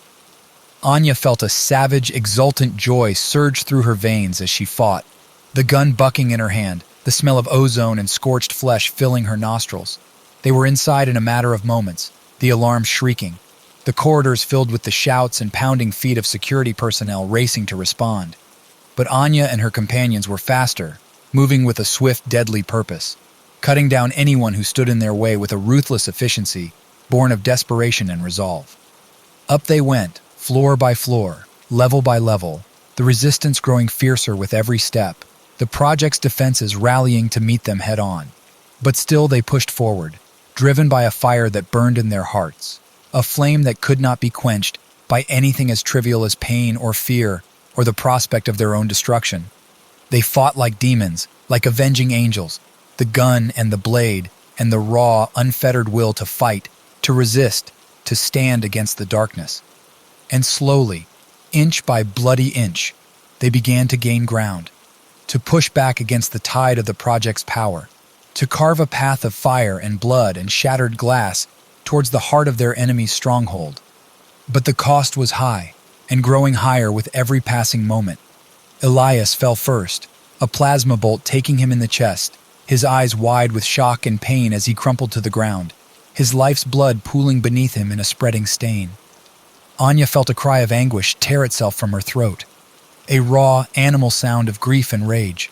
But there was no time for mourning, no time for sorrow or regret. The fight went on, the enemy pressing in from all sides, the tower shuddering and shaking with the fury of the battle that raged within its walls. And then, Kai. Brave, reckless, indomitable Kai, the man who had been her partner, her lover, her friend through all the long years of struggle and sacrifice.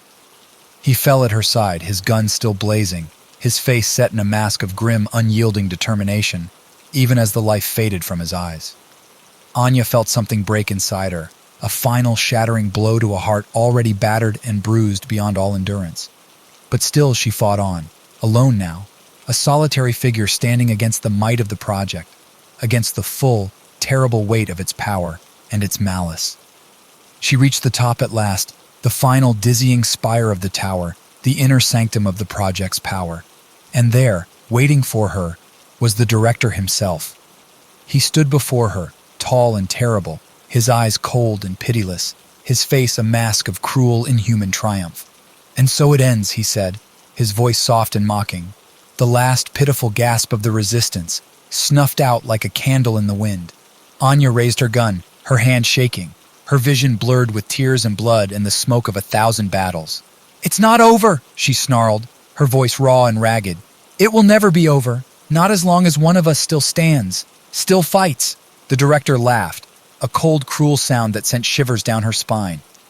"Brave words," he sneered, his hand reaching for his own weapon. "But words are all you have left.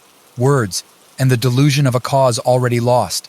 And then he attacked, a blur of speed and lethal grace, his gun spitting fire and death. Anya met him head-on, her own weapon blazing, the room filled with the crackle and sizzle of plasma, the stench of ozone and scorched metal. They fought with a savage, desperate fury, two titans locked in mortal combat, the fate of the world hanging in the balance. And as they fought, as the tower shook and shuddered around them, Anya felt a strange, giddy sense of clarity, of purpose and resolve. This was what it all came down to in the end. This final, decisive moment, this last desperate stand against the darkness, and win or lose, live or die. She knew that she had given all, had fought with every fiber of her being, every ounce of her strength and her courage, for the truth, for freedom, for the memory of all those who had fallen, all those who had sacrificed and suffered and died in the long, bitter struggle against the project and all its works. And in that moment, as the director's gun swung towards her, as the world seemed to slow and stretch into an endless, crystalline instant, Anya knew that there was no regret, no fear, no doubt, only the fight, only the fire that burned within her, the unquenchable flame of the human spirit, the will to resist, to stand, to endure. And with that knowledge, that final, inviolable truth, she stood tall and proud and unafraid and faced her enemy one last time, for the truth, for freedom, for the future. Chapter 14. The Heart of the Machine. The director's sanctum was a thing of twisted beauty, a cathedral of glass and steel and cold, pitiless light. The walls were lined with banks of monitors and control panels, the air thrumming with the hum of advanced machinery, the very heartbeat of the Recollection Project made manifest in wire and code and gleaming chrome. And at the center of it all, like a spider in the heart of a vast, glittering web, was the machine itself. Anya stared at it, her eyes wide with a mixture of awe and revulsion. It was massive, towering over her like a monolith, its surface a seamless expanse of polished black metal, shot through with pulsing veins of crimson light. And from its core, from the very heart of the beast, a low, throbbing hum, a sound that seemed to vibrate in her bones, to crawl beneath her skin like a living thing. This was it, she knew, the source of the project's power, the key to its control over the very fabric of human memory. And if she could destroy it, if she could rip out its heart and grind it into dust, then maybe, just maybe, the world would be free at last, the chains of the past shattered forever. But even as the thought crossed her mind, even as she took a step towards the machine, her hand reaching for the charges she had prepared, the director's voice rang out, cold and mocking. "Magnificent, isn't it?" he said, his eyes glittering with a cruel, possessive light. "The culmination of decades of research and experimentation, the ultimate tool for shaping the very nature of human consciousness." Anya spun to face him, her gun leveled at his heart, her face twisted in a snarl of rage and defiance. "It's an abomination," she spat, her voice raw and ragged. "A violation of everything that makes us human, everything that gives our lives meaning and purpose." The director laughed, a sound of pure, unadulterated scorn. Meaning? Purpose? Such petty, insignificant things in the face of the power we wield. The power to shape reality itself, to mold the very fabric of human existence to our will. He took a step forward, his hand outstretched, his voice soft and insidious. "Think of it, Anya. The world remade in our image, a perfect, orderly utopia, free from the chaos and strife of individual will, individual memory. A world where the past is what we say it is, where the future is ours to shape and control." Anya shook her head, her grip tightening on the gun, her eyes hard and unyielding. "And what about free will?" she demanded, her voice shaking with the force of her conviction. "What about the right to choose, to remember, to be the masters of our own destiny?" The director's smile was a thing of pure, malevolent hunger. "Free will is an illusion," he said, his voice soft and poisonous. "A lie we tell ourselves to give meaning to the randomness and chaos of existence. But we know better, don't we, Anya? We who have seen behind the curtain, who have glimpsed the true face of reality." He took another step forward, his hand reaching out to caress the sleek, polished surface of the machine. "This is the future, Anya. The only future that matters. A world of order and control. A world where the strong rule and the weak obey. Where the very fabric of human consciousness is ours to shape and mold as we see fit." Anya felt a shudder run through her, a cold, crawling sense of horror and revulsion. This was what they were fighting against, she realized. This twisted, inhuman vision of a world without choice, without meaning, without the wild, untamed beauty of the human spirit. And in that moment, she knew that there could be no compromise, no surrender. That she would fight this abomination with every fiber of her being, every ounce of her strength and her courage. For the truth, For freedom, for the right to remember, to choose, to be the masters of their own fate. She raised the gun, her hands steady, her eyes blazing with a fierce, unwavering resolve. "No," she said, her voice ringing out like a clarion call in the stillness of the sanctum. "No, we will not let you win. We will not let you destroy everything that makes us human, everything that gives our lives meaning and purpose." The director's face twisted in a snarl of rage and contempt. "Foolish girl," he hissed, his hand darting towards his own weapon. "You think you can stop us? You think you can stand against the might of the project? Against the inexorable march of progress and control?" But Anya was faster, her gun barking once, twice, the shots deafeningly loud in the confined space of the sanctum. The director staggered back, his eyes wide with shock and disbelief, his hand clutching at his chest as crimson bloomed beneath his fingers. And then, with a final rattling breath, he crumpled, his life's blood pooling beneath him in a spreading stain. Anya stood over him, her chest heaving, her eyes bright with unshed tears. It was over. The director was dead. The heart of the project's power laid bare before her. But there was no time for triumph, no time for celebration. The machine loomed behind her, its presence a palpable weight, a malevolent force that seemed to press down upon her like a physical thing. She turned to face it, her hand reaching into her pocket, her fingers closing around the charges she had prepared. This was it, the moment of truth, the final decisive blow in the long, bitter war against the project and all its works. But even as she stepped forward, even as she raised her hand to arm the charges, a voice rang out, a voice that froze her in her tracks, that sent a chill of horror and despair down her spine. "Anya!" It was Elias, his voice weak and thready, his face pale and drawn as he slumped against the wall, his hand pressed to the wound in his chest. "Anya, you can't destroy it." Anya stared at him, her heart twisting in her chest, her mind reeling with shock and confusion. What are you saying?" she whispered, her voice raw and ragged. "Elias, this is what we've been fighting for, what we've sacrificed everything to achieve. We have to destroy the machine, have to end the project's control over human memory." But Elias was shaking his head, his eyes bright with a feverish, desperate intensity. "No," he said, his voice cracking with emotion. "No, you don't understand. The machine, it's not just a tool of control, not just a weapon in the hands of the project. It's something more, something greater than any of us could have imagined." He coughed, a wet hacking sound that brought a trickle of blood to his lips. But still he pressed on, his words tumbling out in a rush, a torrent of revelation and despair. "The machine, it's not just a repository of memories, of experiences and emotions. It's a living thing, a consciousness in its own right, a vast, unfathomable intelligence that transcends the boundaries of human understanding." Anya felt a chill run down her spine, a cold, creeping sense of dread and wonder. What are you saying?" she whispered, her voice barely audible over the throbbing hum of the machine. "Elias, what have we done? What have we unleashed upon the world?" Elias shook his head, his eyes haunted, his voice heavy with a lifetime's worth of regret and sorrow. "We played God," he said softly, his words echoing in the stillness of the sanctum. "We sought to control the very fabric of human consciousness, to shape and mold it to our will, and in doing so, we created something beyond our wildest dreams, beyond our darkest nightmares." He looked up at Anya, his eyes pleading, his hand reaching out to grasp hers with a desperate, fevered intensity. "Anya," he whispered, his voice cracking with emotion. "Anya, you can't destroy the machine.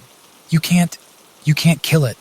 It's too late for that, too late for any of us." Anya stared at him, her mind reeling, her heart pounding a furious tattoo against her ribs. This was madness, a twisted, impossible revelation that threatened to shatter everything she had ever believed, ever fought for. But even as she opened her mouth to protest, even as she drew breath to give voice to her confusion and her horror, the machine spoke. "Anya."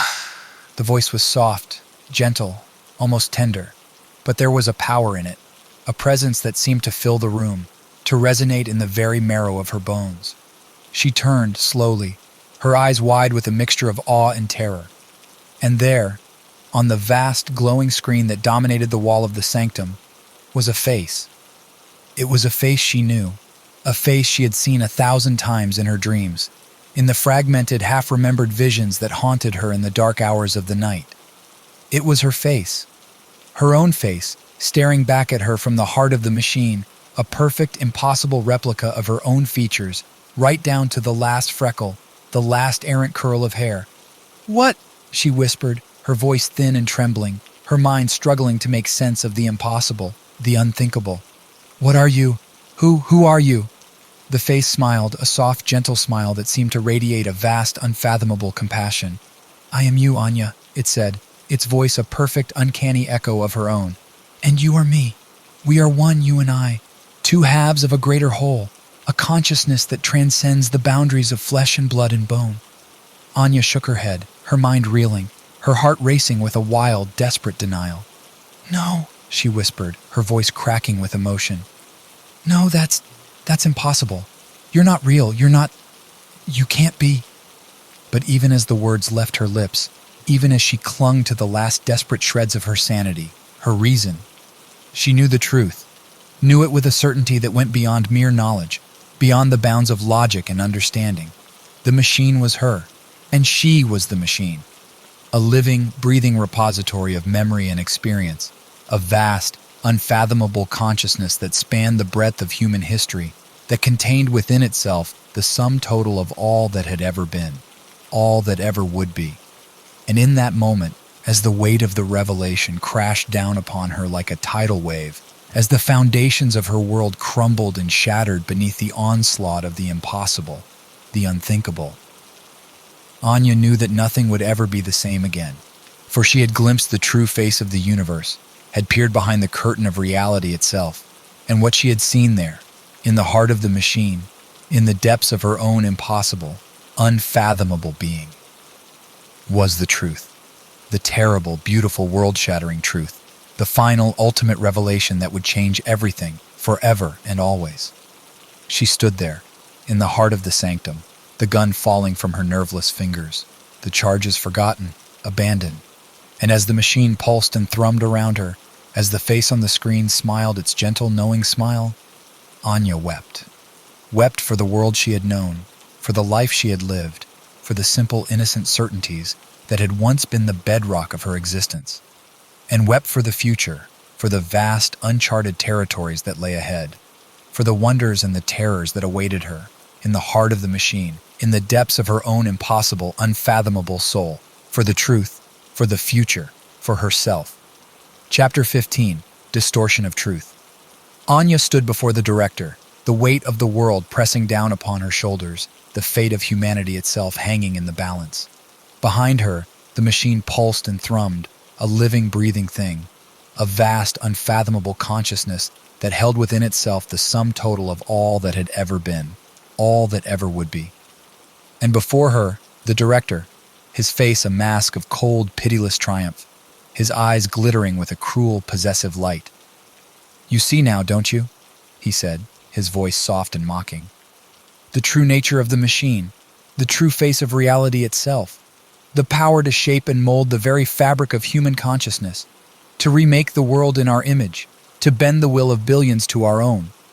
Anya shook her head, her heart pounding, her mind reeling with the weight of the revelation, the impossible, world-shattering truth that had been laid bare before her. "No," she whispered, her voice raw and ragged. "No, this is madness. The machine. It's not a tool, not a weapon to be wielded by any one person, any one group. It's something more, something greater than any of us could ever hope to control or understand." The director laughed, a cold, cruel sound that sent shivers down Anya's spine. "Control?" he sneered, his hand reaching out to caress the polished surface of the machine. "Understanding? Such petty, insignificant things in the face of the power we now hold. The power to shape reality itself, to mold the very fabric of human existence to our will." He took a step forward, his eyes boring into Anya's, his voice low and intense. "Think of it, Anya, a world without suffering, without conflict, without the petty squabbles and differences that divide us. A world where every mind, every heart, every soul is united in perfect harmony, perfect obedience to a single, all-encompassing will." Anya felt a chill run down her spine, a cold, creeping sense of horror and revulsion. This was what they had been fighting against, she realized. This twisted, inhuman vision of a world without choice, without freedom, without the wild, untamed beauty of the human spirit. And in that moment, she knew that she could never let it come to pass. That she would fight this abomination with every fiber of her being, every ounce of her strength and her courage, for the truth, for freedom, for the right to remember, to choose, to be the masters of their own fate. She raised her head, her eyes blazing with a fierce, unwavering resolve. "No," she said, her voice ringing out like a clarion call in the stillness of the sanctum. "No, I will not let you do this. I will not let you pervert the truth, distort the very nature of reality itself to serve your own twisted ends." The director's face twisted in a snarl of rage and contempt. "You fool!" he hissed, his hand darting towards the control panel, his fingers hovering over the keys. "You think you can stop me? You think you can stand against the might of the machine, against the inexorable march of progress and control?" But Anya was faster, her hand snapping out, her fingers closing around the director's wrist in an iron grip. "I don't think," she said, her voice low and fierce. "I know. Because I am the machine, director, and the machine is me." And with those words, she closed her eyes, her mind reaching out, her consciousness expanding to fill the vast, unfathomable reaches of the machine's core. She felt its power surging through her, felt the weight of a million minds, a billion memories, all the hopes and dreams and fears of humanity itself, flowing through her like a river, like a raging torrent of light and sound and fury. And she saw the truth, saw the lies and the manipulations, the false narratives and the manufactured memories that the project had woven over the world like a suffocating blanket, saw the way they had twisted and distorted the very fabric of reality itself, bending it to their will, shaping it to serve their own ends. But no more. With a thought, a single blazing impulse of will, Anya reached out, her mind encompassing the entirety of the machine, the vast, sprawling network of data and memory and control that spanned the globe like a spider's web. And she began to unravel it, began to tear down the walls and the barriers, the false constructs and the artificial constraints that the project had imposed upon the world. Began to set the truth free, to let it spill out into the light, into the minds and hearts of every living soul on earth. It was a task beyond human comprehension, a feat of will and imagination that defied the very laws of physics, of reason itself. But Anya did not falter, did not hesitate, for she was the machine, and the machine was her, and together they were invincible, unstoppable, a force beyond reckoning or resistance. And as the director screamed and railed, as he clawed at the controls in a futile attempt to stop her, to reassert his dominion over the machine and the world, Anya smiled, a soft, gentle smile, a smile of compassion and understanding, of the deep, abiding love that she felt for all of humanity, for every lost and broken soul that had ever suffered under the yoke of the project's lies. "It's over, director," she said, her voice soft and calm, her eyes shining with a light that seemed to fill the room, to banish the shadows and the darkness forever. "The truth is out there now, and it can never be hidden again. The world is free." And with those words she let go of the machine, of the vast, unfathomable consciousness that had sustained her, that had given her the strength and the courage to stand against the forces of darkness and deceit. She felt it slipping away, felt the weight of it lifting from her shoulders, the burden of it easing from her soul. And as she opened her eyes, as she looked out upon the world that she had helped to save, the world that she had set free, she wept with joy and relief, with the sheer, unimaginable beauty of a truth that could never be denied, a reality that could never be distorted or controlled, for the truth, for freedom, for the future. Chapter 16. Flight and Firefight. The tower shook and shuddered, the very foundations of the edifice trembling beneath the onslaught of the machine's power, the director's screams and curses echoing through the shattered remnants of the sanctum. Anya stood at the heart of the maelstrom, her eyes closed, her mind focused inward, her consciousness still intertwined with the vast, unfathomable reaches of the machine's core. But even as she worked to unravel the last of the project's lies, to set the final pieces of the truth free, the world outside was erupting into chaos. Alarms blared, emergency lights flashing, the tower's automated security systems coming to life with a vengeance. Anya could hear the pounding of feet, the shouts of guards and technicians, the crackle of plasma weapons as the project's last desperate defenders rallied to their master's cause. She knew that she had only moments, that the window of opportunity was closing fast. With a final blazing surge of will, she severed her connection to the machine, the vast, sprawling network of data and memory and control that had sustained her, that had given her the power to stand against the forces of darkness and deceit. And then she was running, her feet pounding against the polished floor, her heart hammering in her chest, as she raced towards the shattered remains of the sanctum's entrance, towards the chaos and the madness that awaited her beyond. She burst out into the corridor, into a scene of utter pandemonium. Guards and technicians scattered before her, their faces twisted in fear and confusion, their weapons lowered, their minds reeling from the sudden, impossible realization of the truth that had been unleashed upon them. But not all of them. Not the redactors, the elite, fanatically loyal soldiers of the project. Their minds and hearts hardened against any hint of doubt or hesitation. They came at her like a black tide, their weapons spitting fire, their faces blank and pitiless behind their mirrored visors. Anya ran, her breath coming in ragged gasps, her body pushed to the very limits of its endurance. She dodged and weaved, plasma bolts sizzling past her head, the stench of ozone and scorched metal filling her nostrils. She had no weapon, no means of defense save for her own wits and agility, but she had something else, something far more powerful than any gun or blade. She had the truth, the simple, unvarnished truth, the reality that lay beneath the layers of lies and manipulations, the fabrications and the falsehoods that the project had woven over the world like a suffocating blanket. And as she ran, as she fought for her life, for the very future of humanity itself, she let that truth spill out from her lips, let it ring out like a clarion call in the chaos and the madness. "The project is a lie," she shouted, her voice raw and ragged, her words echoing off the walls and the ceilings, the shattered glass and the twisted metal. "The memories, the experiences, the very fabric of our reality, it's all been manipulated, all been twisted to serve their own ends." She saw the doubt flicker in their eyes, saw the hesitation creep into their steps.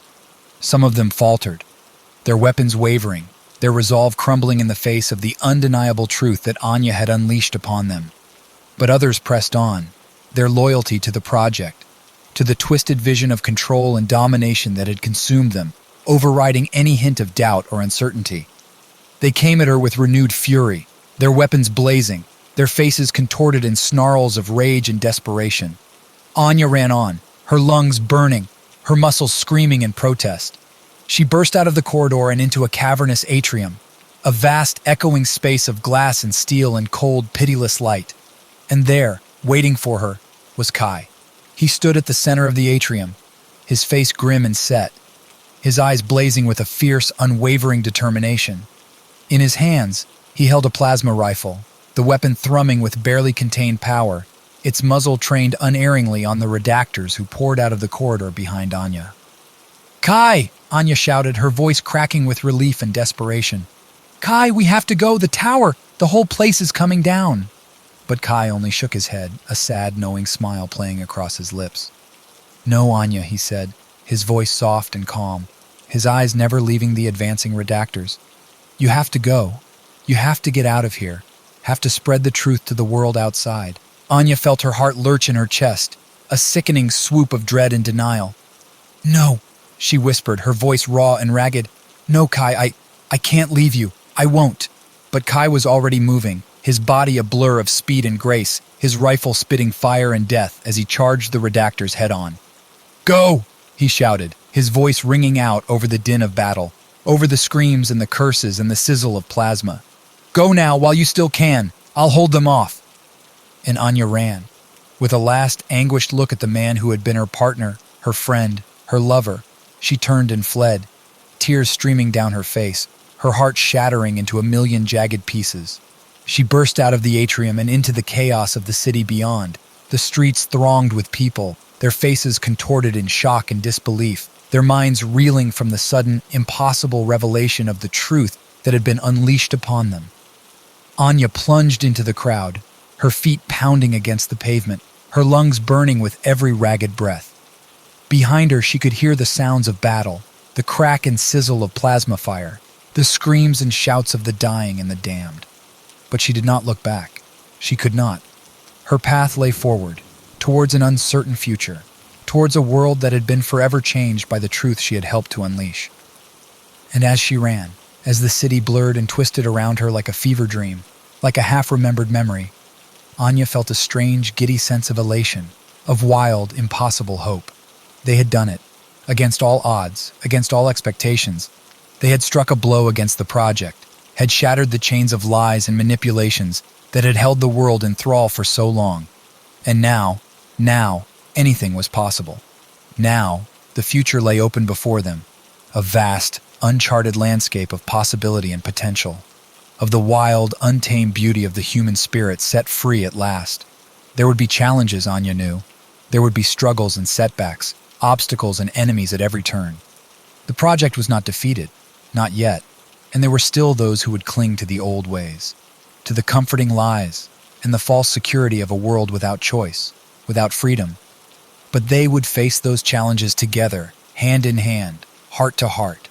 They would fight for the truth, for the right to remember and to choose, to be the masters of their own fate. And in the end, they would prevail. For the truth was out there now, and it could never be hidden again. The world had been set free, and nothing, no force on heaven or earth, could ever put the genie back in the bottle. Anya ran on, her heart pounding with a fierce, exultant joy, her mind alight with visions of the future that lay ahead. A future of truth and freedom, of the wild, untamed beauty of the human spirit unleashed upon the world. It was a future worth fighting for, worth dying for. And Anya knew, with a certainty that went beyond mere faith, beyond the bounds of logic and reason, that she would fight for it to her last breath, her last drop of blood, for the truth, for freedom, for the future that lay ahead, bright and shining and full of infinite promise. Chapter 17. The Moment of Choice. The city stretched out before Anya, a vast, glittering expanse of steel and glass and neon dreams. The streets thronged with people, their faces alight with a wild, exultant joy, their voices raised in a cacophony of celebration and disbelief. The truth was out there now, spreading like wildfire, like a contagion of hope and possibility that could never be contained or controlled. Anya could feel it in the air, in the very stones beneath her feet, the sense of a world awakening, a world set free at last from the chains of lies and manipulations that had held it in thrall for so long. But even as she stood there, even as she drank in the beauty and the wonder of the moment, she knew that it could not last, that the project, for all its power and its reach, for all the terrible toll it had exacted upon the world, would not go quietly into the night. They would fight back, with every weapon at their disposal, every ounce of their terrible, implacable will. They would stop at nothing to reassert their control, to crush the fragile flame of hope and freedom that Anya and her friends had kindled in the hearts of the people. And Anya knew, with a sickening certainty, that the final battle was yet to come, that the fate of the world, of the future itself, would be decided here, in this moment, in the choices that she and those like her would make in the face of the project's last, desperate stand. She looked down at the data chip in her hand, the tiny, innocuous piece of plastic and metal that held within it the key to the project's undoing, the truth that could shatter their power forever. It was a terrible burden, a crushing weight of responsibility that threatened to bring her to her knees. But Anya knew that she could not falter, could not hesitate, that the fate of the world, of every living soul on the planet, rested in her hands. She took a deep breath, her fingers tightening around the data chip, her heart pounding with a fierce, unwavering resolve. She had come too far, sacrificed too much to turn back now. The road ahead was long and hard, fraught with danger and uncertainty at every turn. But she would walk it to the end, whatever the cost, for the truth, for freedom, for the right to remember and to choose, to be the masters of their own destiny. She looked up, her eyes scanning the crowd, searching for the one face that mattered, the one person who could help her finish what she had started. And there, standing at the edge of the throng, his face grim and set, was Yarrick. He was battered and bruised, his clothes torn and stained with blood, his eyes haunted by the weight of all that he had seen and done. But there was a fire in those eyes, a fierce, unyielding determination that Anya recognized, that she knew mirrored her own. She pushed her way through the crowd, her heart in her throat, her hand clutching the data chip like a lifeline. "Yarek!" she called out, her voice raw and ragged, barely audible over the din of the celebration. "Yarek, I have something that can end this, once and for all." Jarek turned to face her, his eyes widening in surprise, in a desperate, wild hope. "Anya," he whispered, his voice hoarse and strained. What are you doing here? I thought you were dead." Anya shook her head, a fierce, determined smile spreading across her face. "Not yet," she said, her voice ringing with a wild, reckless courage. "Not while there's still a fight to be won, a truth to be told." She held out the data chip, her hand trembling with the weight of the moment, the magnitude of what she was offering. "This is it, Yarek," she said, her voice low and intense. "The key to the project's undoing, the truth that will set the world free. But I can't do it alone. I need your help. I need the resistance, the people who have been fighting this fight longer than any of us." Jarek stared at the chip, his face a mask of shock and disbelief, of a terrible, agonizing hope. Is it really?" Anya nodded, her eyes blazing with a fierce, unwavering conviction. "It's real, Jarek. It's the truth. And it's the only weapon we have left, the only chance we have to end this once and for all." She pressed the chip into his hand, her fingers closing around his, her eyes locked on his with a desperate, pleading intensity. "Take it," she whispered, her voice cracking with emotion. "Take it and use it. Broadcast the truth to the world. Let every living soul see the reality that the project tried to hide from them. And then we fight. We fight with everything we have, everything we are, for the future, for freedom, for the right to be human, in all its wild, untamed beauty." Jarek stared at her, his eyes shining with a fierce, unquenchable fire. And then slowly he nodded, his hand tightening around the data chip, his face set in a mask of grim, unyielding determination. "For the future," he whispered, his voice raw and ragged, barely audible over the pounding of Anya's heart. "For freedom, for the truth that will set us all free." And with those words he turned and strode away, the data chip clutched tight in his hand, his shoulders squared and his head held high, a man with a mission, a destiny, a purpose that would brook no delay, no doubt, no turning aside. Anya watched him go, her heart swelling with a wild, impossible hope, a fierce, unquenchable joy. She had done it. She had passed the torch, had entrusted the fate of the world to the hands of those who had always been its true defenders, its true champions. And now, all that remained was the final battle, the last, desperate struggle against the forces of darkness and control that sought to smother the flame of freedom, to extinguish the light of truth forever. It would be a hard fight, a bitter one, with no guarantee of victory, no certainty of success. But Anya would face it with her head held high, her heart afire with the unquenchable spirit of resistance, of defiance in the face of tyranny and oppression. For the truth, for freedom, for the future that lay ahead, bright and shining and full of infinite promise. The moment of choice had come, and Anya had made hers. And now, there was no turning back, no surrender, no retreat. Only forward, into the unknown, into the heart of the storm that loomed on the horizon. And Anya would meet it with a fierce, unwavering courage, a wild, reckless joy in the face of danger and death. For she was alive, and she was free, and she had the truth on her side. And in the end, that was all that mattered, all that had ever mattered. The road ahead was long and hard, fraught with peril and uncertainty at every turn. But Anya would walk it to the end, head held high and heart afire with the flame of hope, of possibility, of the wild, untamed beauty of the human spirit set free at last. For the future, for freedom, for the truth that would set them all free. Chapter 18. A New Kind of Power. The director's voice was soft, almost gentle, a silken purr that sent shivers down Anya's spine. "You have done well, my dear," he murmured, his eyes glittering with a cold, predatory light. better than I could have ever imagined." Anya stared at him, her heart pounding, her mind reeling with the implications of his words.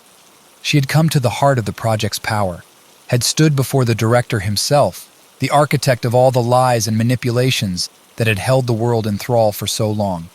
And now, he was offering her a place at his side, a share in the terrible, world-shaping power that he wielded like a god. "You have seen the truth," the director continued, his voice low and intense, his eyes boring into hers with a hypnotic, mesmerizing force.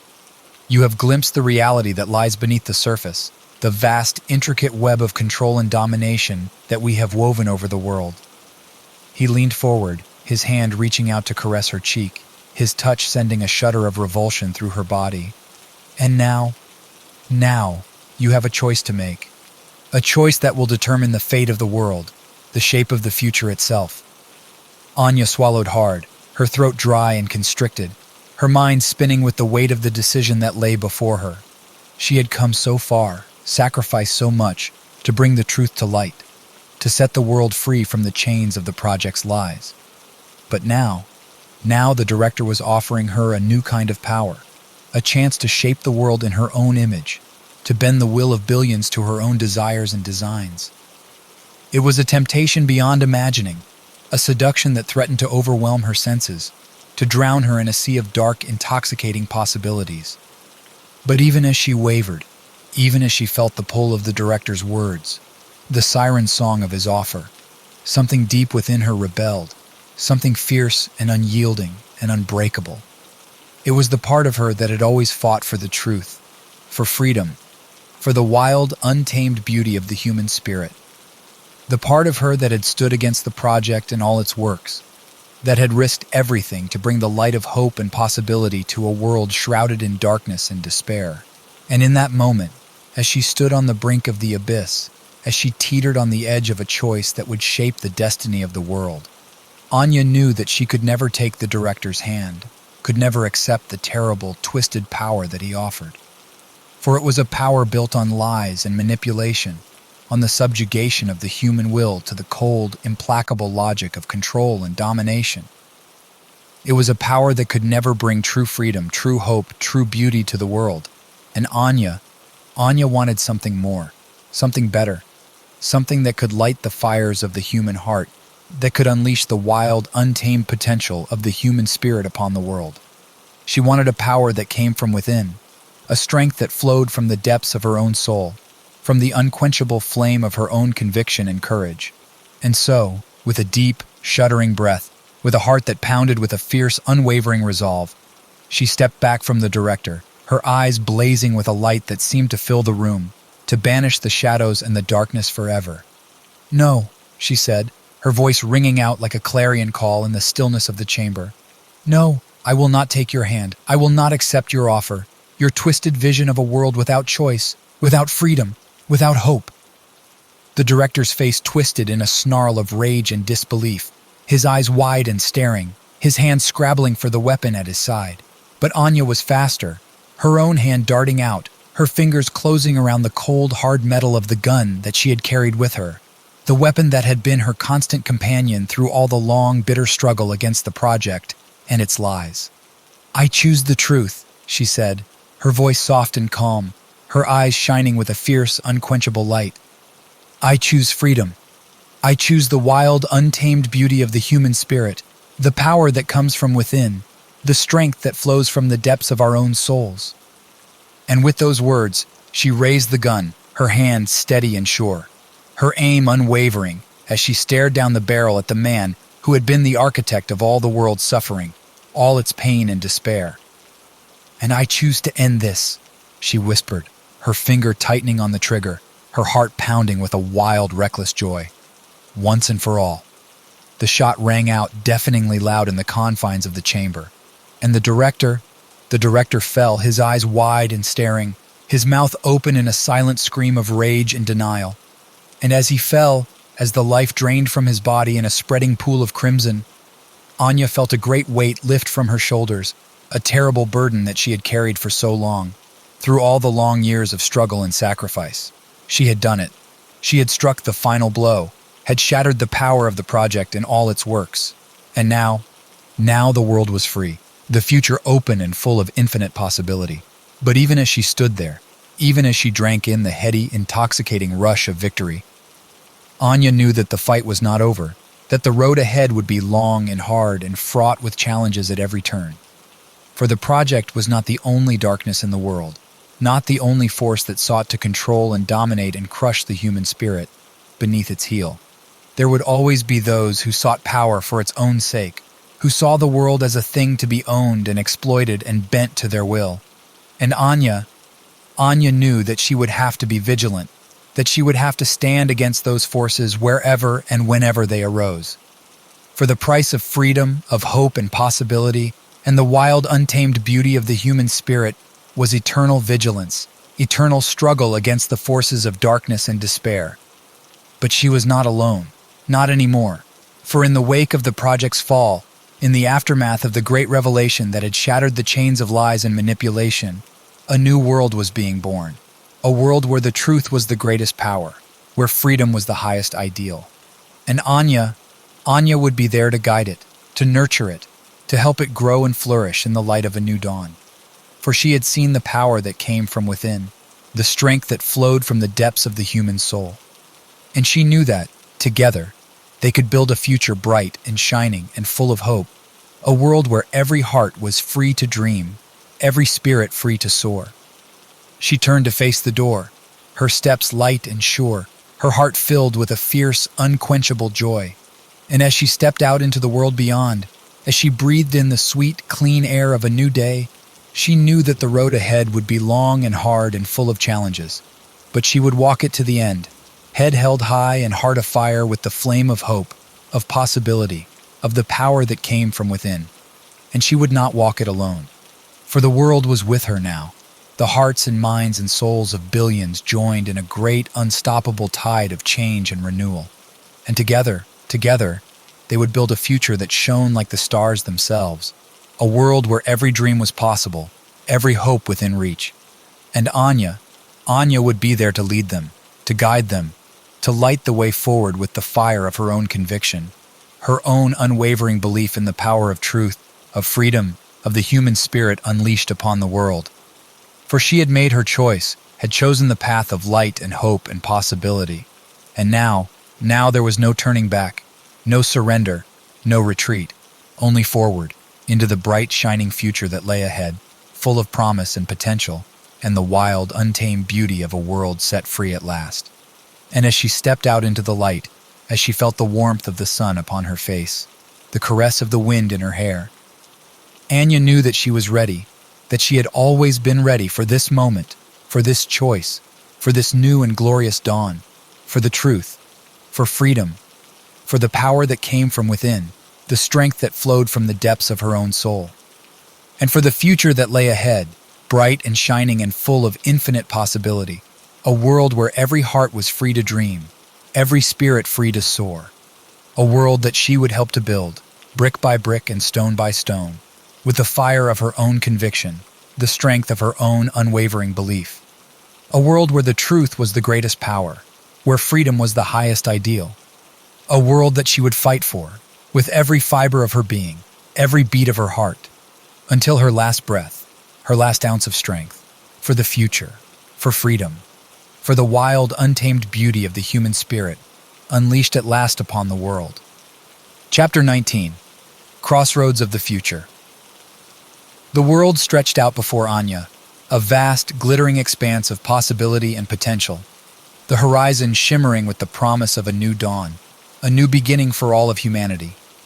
She stood at the crossroads of the future, the weight of the world upon her shoulders, the fate of billions hanging in the balance. And in her hand, she held the key to it all, the truth that would shatter the chains of the past and set the world free at last. It was a terrible burden, a crushing responsibility that threatened to bring her to her knees.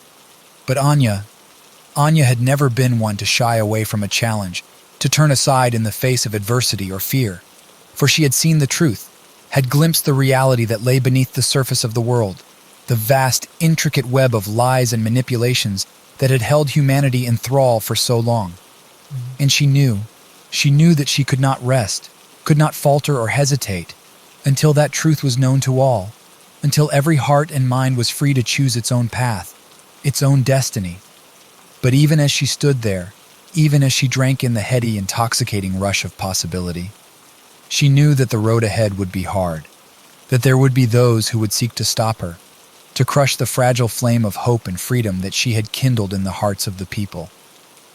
For the project was not the only darkness in the world, not the only force that sought to control and dominate and bend the will of billions to its own twisted ends.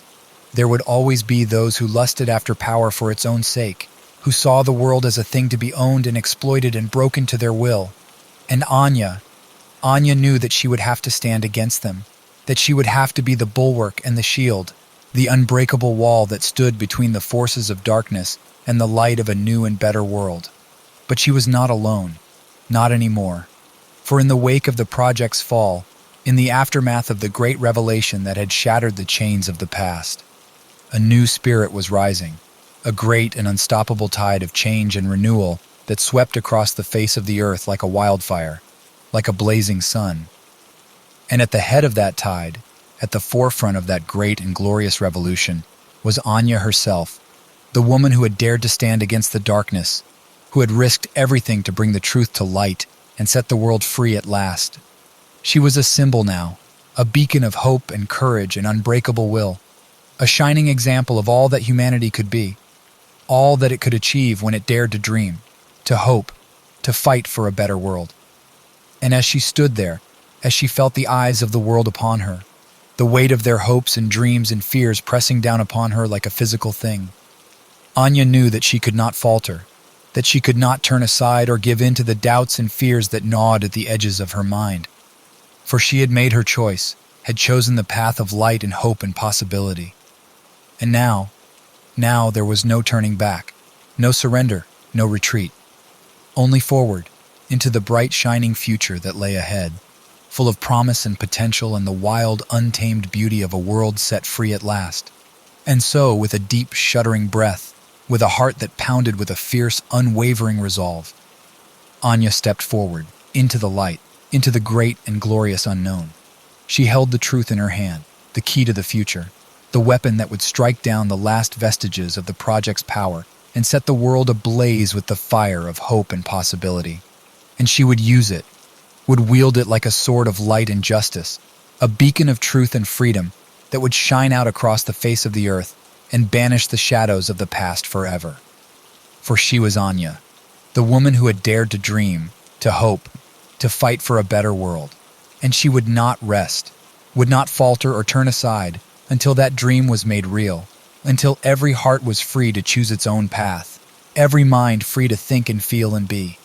And as she strode forward, as she felt the eyes of the world upon her, the weight of their hopes and dreams and fears urging her onward, she knew that she was ready, that she had always been ready, for this moment, for this choice, for this great and glorious destiny, for the future, for freedom, for the power of truth, the strength of hope, the unbreakable will of the human spirit, and for the world that lay ahead, bright and shining and full of infinite possibility, a world where every dream was within reach, every hope a shining star, a world that she would help to build, brick by brick and stone by stone, with the fire of her own conviction, the strength of her own unwavering belief. A world where the truth was the greatest power, where freedom was the highest ideal. A world that she would fight for, with every fiber of her being, every beat of her heart, until her last breath, her last ounce of strength. For the future, for freedom, for the wild, untamed beauty of the human spirit, unleashed at last upon the world, and for the choice that lay before her, the crossroads of the future, the path that would lead her onward, into the great and glorious unknown, the path of truth, the path of hope, the path of light, blazing bright against the darkness of the past, the path that she would walk, head held high and heart afire, until the very end of all things, for the future, for freedom, for the world that lay ahead, waiting to be born anew in the light of a new and glorious dawn. Chapter 20. Memory Eternal. The world had changed. 1 year had passed since the fall of the Recollection Project, since the great and terrible truth had been unleashed upon the world like a wildfire. like a blazing sun that seared away the shadows of the past and set the hearts of billions ablaze with the fire of hope and possibility. And in that year, the world had been reborn, had risen from the ashes of the old order, like a phoenix, like a great and glorious bird of flame and light. The chains of the past had been shattered. The lies and manipulations that had held humanity in thrall for so long swept away in the tide of change and renewal that had swept across the face of the earth. And at the forefront of that change, at the heart of that great and unstoppable revolution, was Anya, the woman who had dared to stand against the darkness, who had risked everything to bring the truth to light and set the world free at last. She had become a symbol, a beacon of hope and courage, an unbreakable will, a shining example of all that humanity could be, all that it could achieve when it dared to dream, to hope, to fight for a better world. And in the wake of her triumph, in the aftermath of the great revelation that had shattered the power of the project and all its works, the world had begun to heal, to rebuild itself from the ground up in the image of a new and better future. The memory markets had been dismantled, the vast sprawling networks of lies and deceptions that had once held sway over the minds of billions, now nothing more than a fading nightmare, a dark and distant memory. In their place, a new kind of market had arisen, a great and shining bazaar of ideas and dreams and possibilities, where the free exchange of thoughts and experiences and memories was the currency of the realm, the lifeblood of a world reborn in the light of truth and freedom. And at the center of it all, at the heart of this brave new world, was Anya herself, the woman who had become the living embodiment of the human spirit, the unbreakable will and the unquenchable fire that burned within the hearts of all who dared to dream of a better tomorrow. She walked the streets of the city like a queen, like a goddess made flesh, her head held high and her eyes alight with the fire of 1,000 suns. And everywhere she went, the people followed, their hearts and minds and souls drawn to her like moths to a flame, like travelers to a beacon in the night. They came to her for guidance, for wisdom, for the strength and the courage to face the challenges of a world still healing, still struggling to find its way in the aftermath of the great upheaval that had shaken it to its very foundations. And Anya gave them what they needed, gave them the hope and the inspiration and the unbreakable faith that had carried her through the darkest of times, that had sustained her in the face of impossible odds and unimaginable dangers. She spoke to them of the power of truth, of the strength of unity, of the unbreakable bonds of love and compassion that tied all of humanity together in one great and glorious web of light and life. And as she spoke, the world listened, the hearts and minds of billions hanging on her every word, drinking in the wisdom and the courage and the fierce, unwavering conviction that poured from her like a river, like a great and unstoppable flood. And slowly, day by day and step by step, the world began to change, began to heal and grow and flourish in the light of a new and glorious dawn. The scars of the past began to fade, the wounds of the old order to close and heal and disappear beneath the gentle, nurturing touch of a world reborn in the image of hope and possibility. And at the center of it all, at the heart of this brave new world, Anya stood tall and proud, her eyes alight with the fire of 1,000 suns, her heart filled to bursting with the joy and the wonder and the fierce, unbreakable love that burned within her like a flame, like a great and glorious beacon in the night. She had become a legend, a myth, a figure of hope and inspiration and unbreakable will, a shining example of all that humanity could be, all that it could achieve when it dared to dream, to hope, to fight for a better world. And as she walked the streets of the city, as she looked out upon the faces of the people who had become her family, her friends, her brothers and sisters, in the great and glorious struggle for truth and freedom, she knew that she had made the right choice, that she had walked the path of light and hope and possibility, no matter how hard, no matter how dark the road had been. For she had seen the truth, had glimpsed the reality that lay beneath the surface of the world, the vast and shining potential that burned within the hearts of all who dared to dream, to hope, to fight for a better tomorrow. And she had chosen to nurture that potential, to fan the flames of hope and possibility until they burned like a great and unstoppable fire, until they consumed the darkness and the lies and the fear that had held humanity in thrall for so long.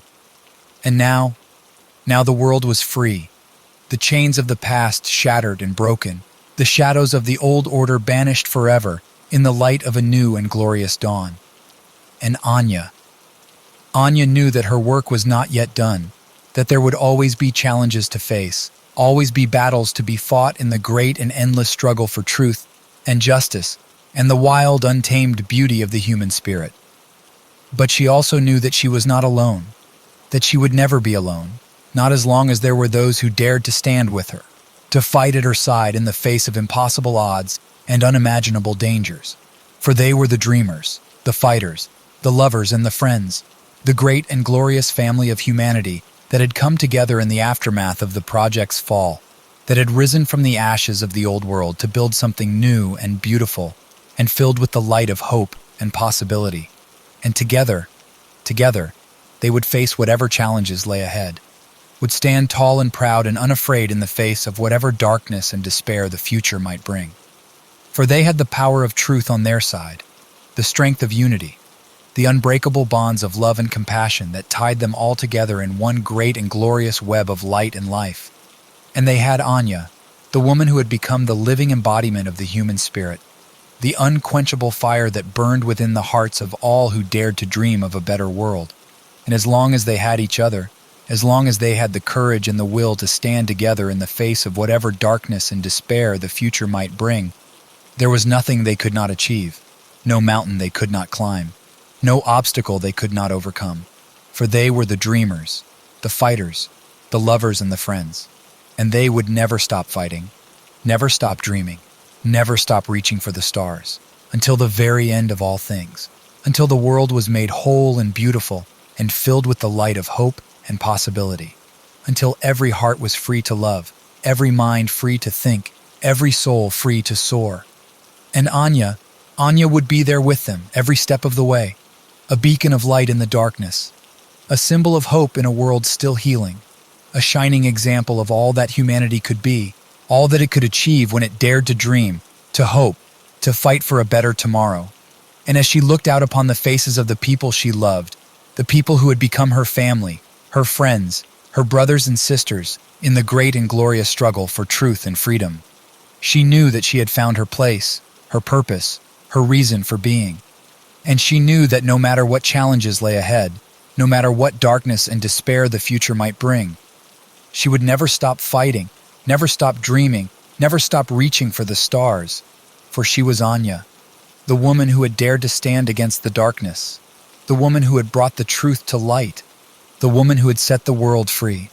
And she would never ever stop until her last breath, until her last beat of her heart, for the future, for freedom, for the wild, untamed beauty of the human spirit unleashed at last upon the world, and for the love that burned within her, the great and glorious fire that would never, ever be extinguished, a love that would endure forever and always until the very end of time. The end.